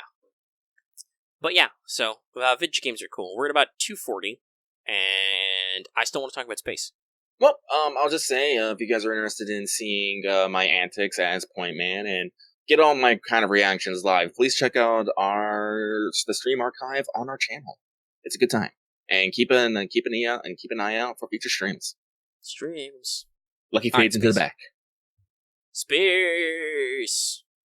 So one, we kind of alluded to this. I'm working my way through my Eclipse phase stuff. We're gonna play it, damn it, hopefully before the month is over. Damn so it. it can be spooky, because people are interested, and it seems like that's sticking, Mm-hmm. So I did an example character, I've finished my cheat sheet, it's finished, so, it's not as big of a deal now, because there's only the character creation section, but it is kind of scattered. I found that when I was building a character, there's a lot of, scroll back, scroll up kind of stuff. So, putting it in a single-page document that you can just hopefully do in order, or jump around easier is, that's pretty typical for me. And that is complete. That's got, guides, traits, kind of figure out some stuff about everything. So, it, works out. I like that a lot. I'm currently working my way through Gear Guide. I started that today as part of my, I want to write about space stuff. So I've just been working on that and just building through this stuff. And it's good to refamiliarize myself. I'm going to have to talk with you guys about this. Because I don't know how many people are going to listen or remember to this when we actually run the game. But, for instance, here's kind of a big deal from 1 to 2. Everybody is part of basic biomods is now ambidextrous. That's just assumed. That's a negative trait you have to choose to take to have a dominant hand. But otherwise, you're just ambidextrous now, which is, that's a big deal because, well, it was kind of a bullshit min-max thing in 1, was, micromanaging your ambidexterity. And now it's just whatever, dude, I don't care. That's how I feel a lot about Eclipse Phase now. It's just there's a lot more whatever, dude, in the rules. I had to review acquiring items. It's way more just whatever, dude. It's, it's we don't care how you acquire them. Acquiring them all takes the time frames. If you're just acquiring a one-use blueprint, that takes you a minute. You've got the blueprint, you can print it once. If you want to get a multi-use blueprint, it's, the step-up complexity, but that usually comes with a physical copy of the item, which I liked. It's so if you buy a multi-use implant so you can make unlimited plasma rifles, you're also buying a plasma rifle, basically. Oh, yeah.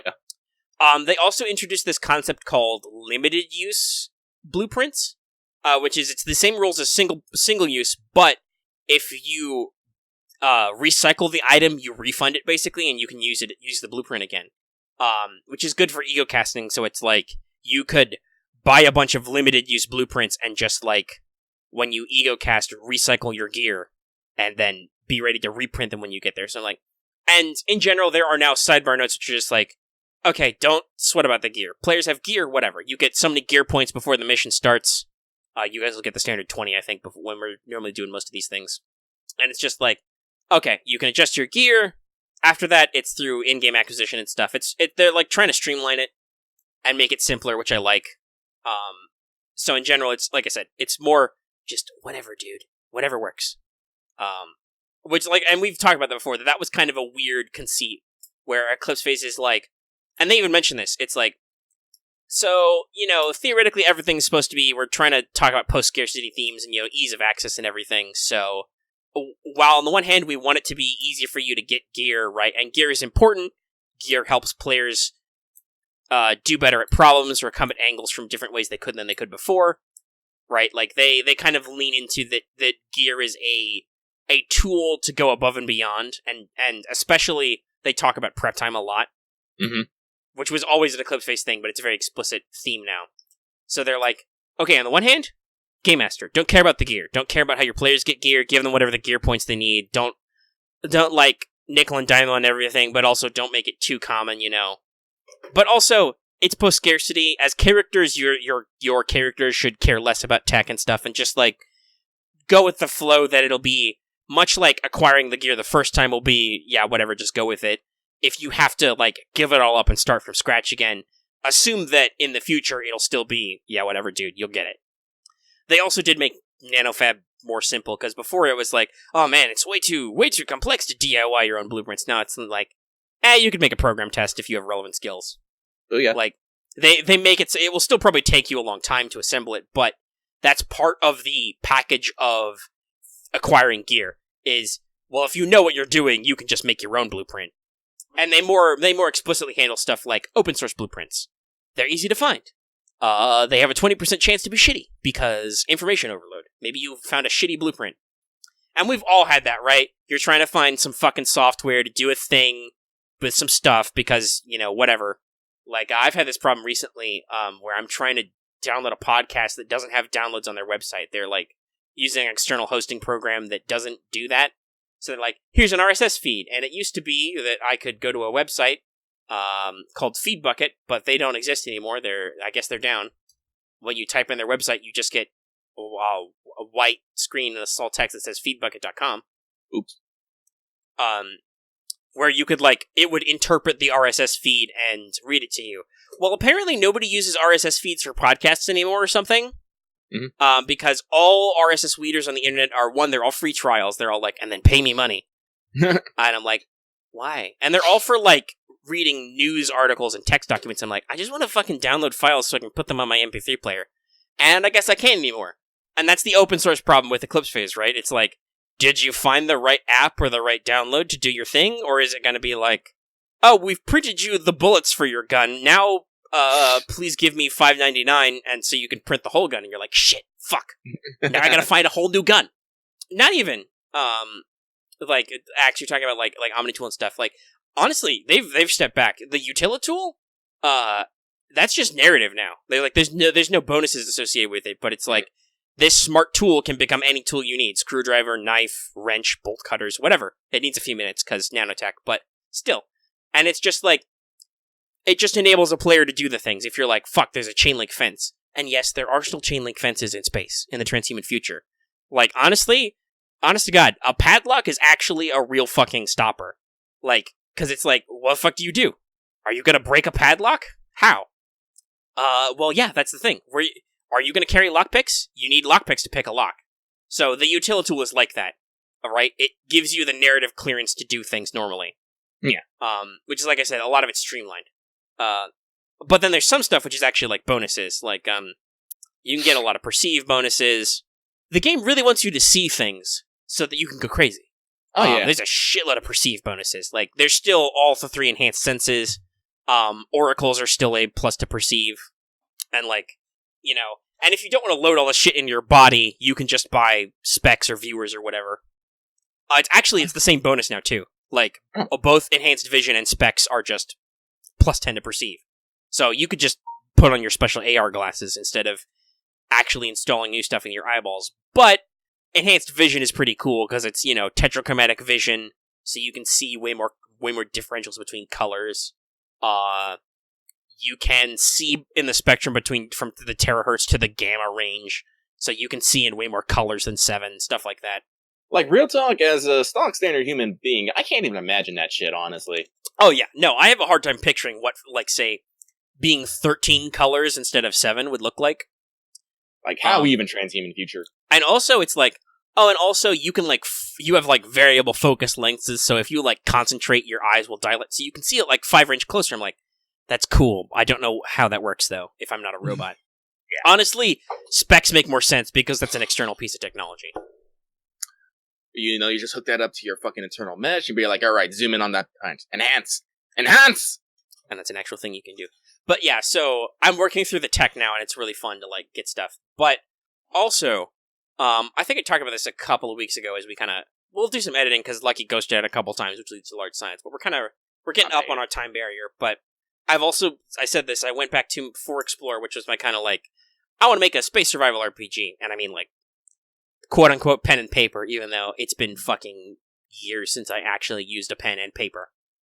Still use physical dice, but that's because it's really hard to get that feel of polyhedral shapes. Like, even computers are kind of sketchy about that sometimes. I still hate. Yeah, the dice bot's never been kind to Lucky, rolling poly. No. I don't know, we should ask our local Pathfinder group who squats on our Discord how the dice bot is for them.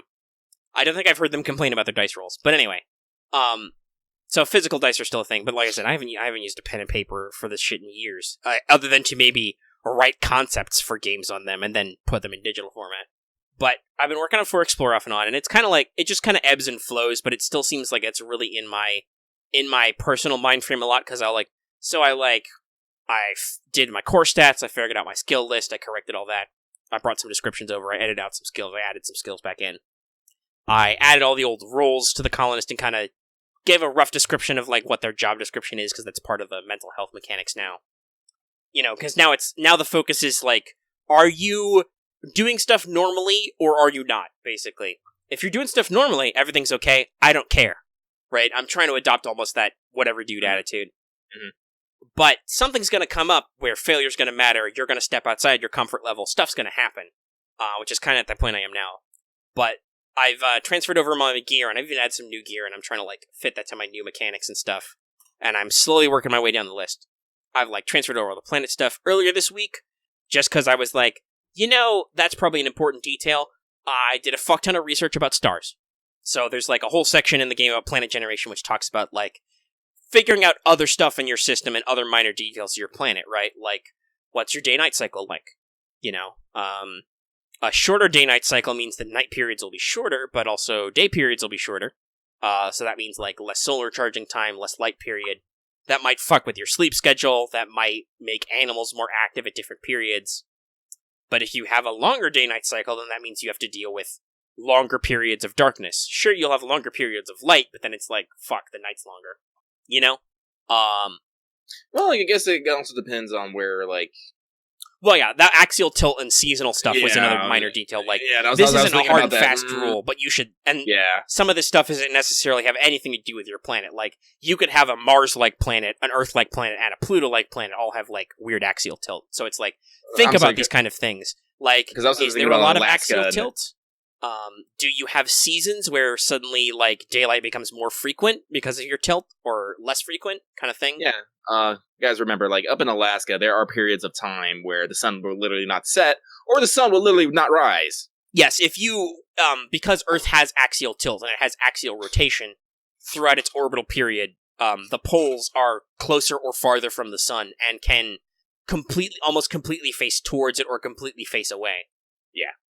And that's based on your latitude, I think it was, yeah. Mm-hmm. So that's a whole note. And like I said, that has nothing to do with planet type. Nope. Any old planet could have that. So that's the thing to think about when you're building this world, is to think about, do you want seasons? Do you want that kind of stuff? Because yes, seasonal change, because like being closer to the sun in quote-unquote summertime, whether it's because your orbit is more elliptical or because of axial tilt, so you constantly face the sun, okay, that means things will be warmer, but that means things have to be colder at another period. And that's all just numbers. How do you want to break that down? That's a decision you have to make, because part of the idea is that, and I've just started writing a section on environmental hazards too. I talked about this. I was like, okay, hold on, Lucky. I have to get dinner, but also let me finish writing some notes about hypoxia, which is the state of not having enough oxygen. Yep.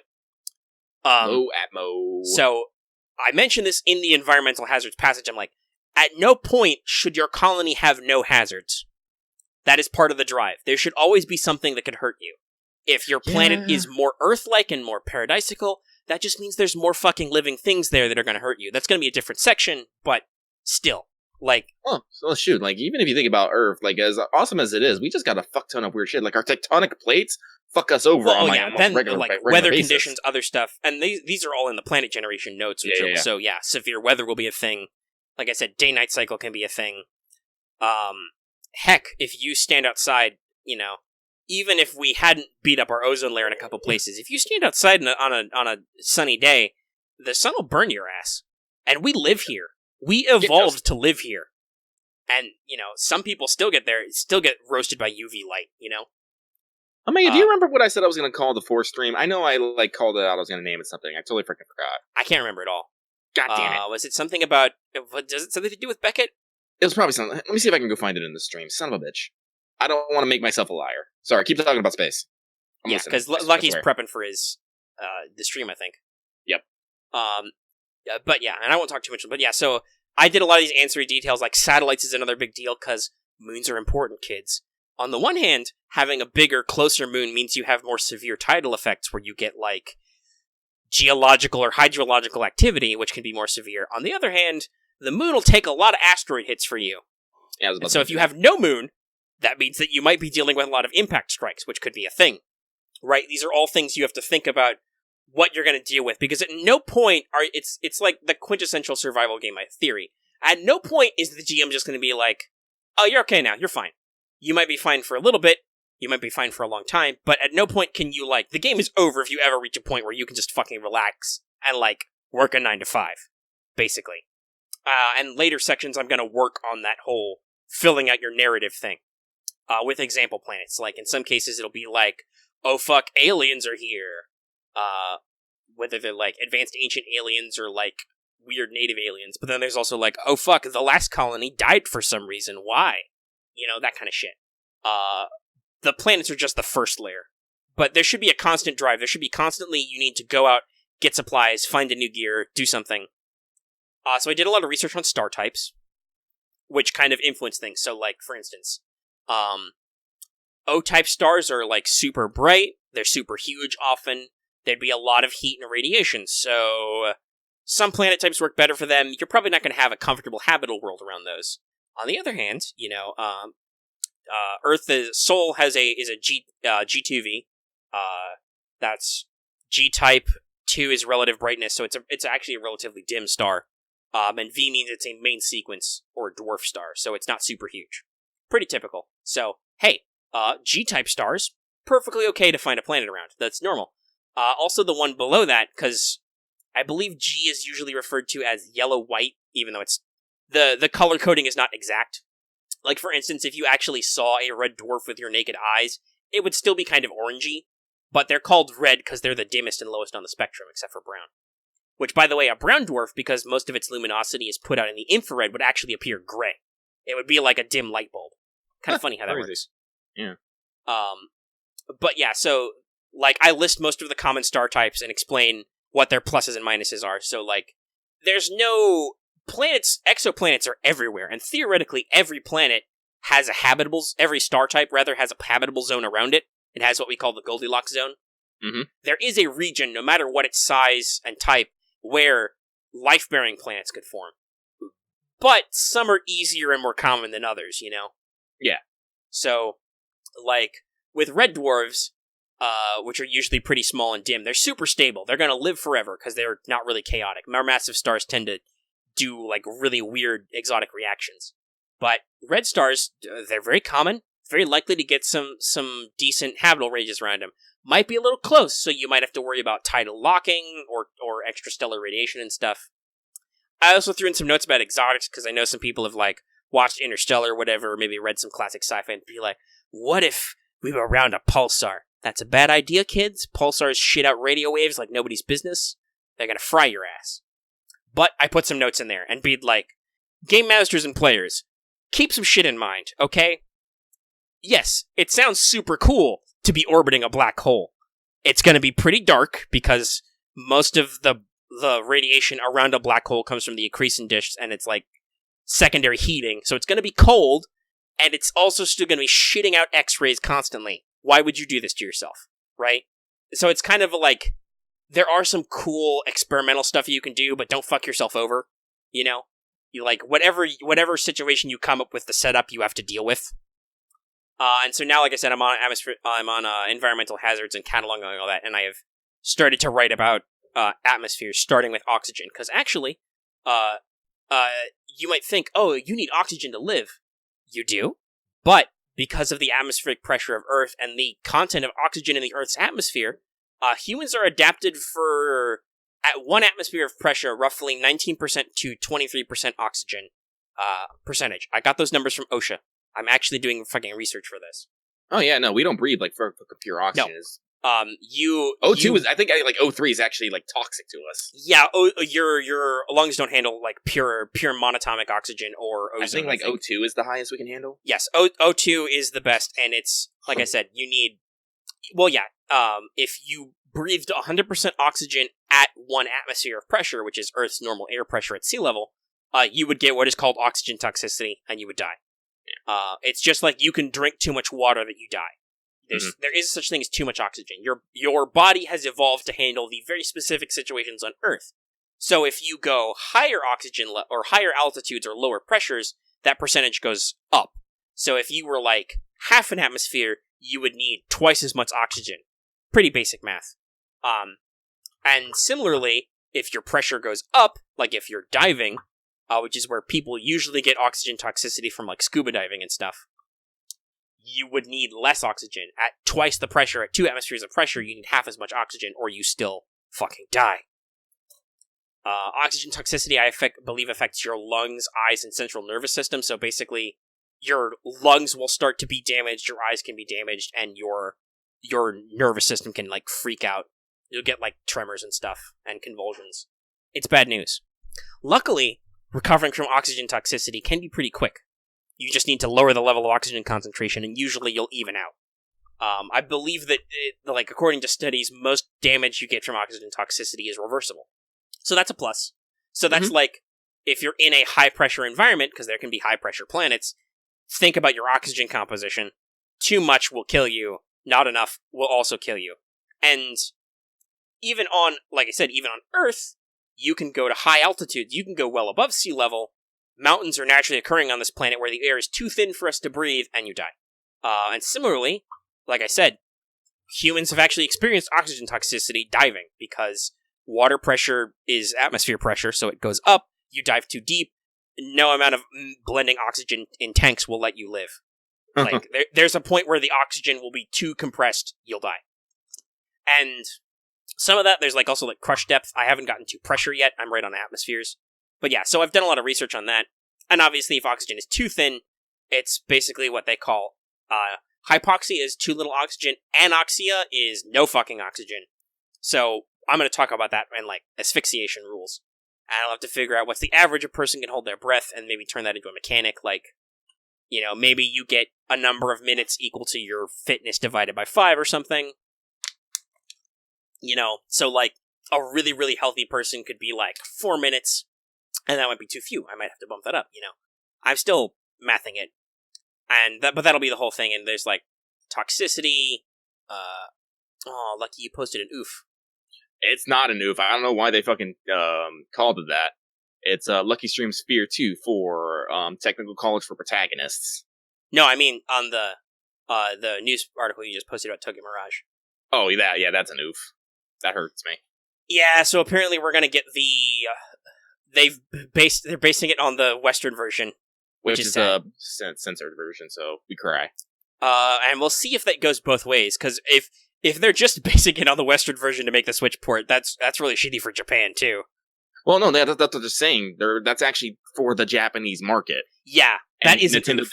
And Nintendo did not communicate that to anybody. Rip. I'll still try it probably just because I never did because it was on the Wii U. But yeah, it looks fun, but still at the same time, that's still sad because there was stuff and Nintendo's been really good about not being those guys anymore.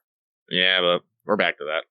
Anyway, the other oof I was talking about is I just posted the link for the stream up, and our announcements grabbed it, and it says on the stream that Lucky Stream's F.E.A.R, number 3. I'm like, no, the title's actually 4. Me 6. What the fuck are you getting at there, buddy? Yeah, it may be because maybe when you first started it and didn't remember. It's weird. I don't know.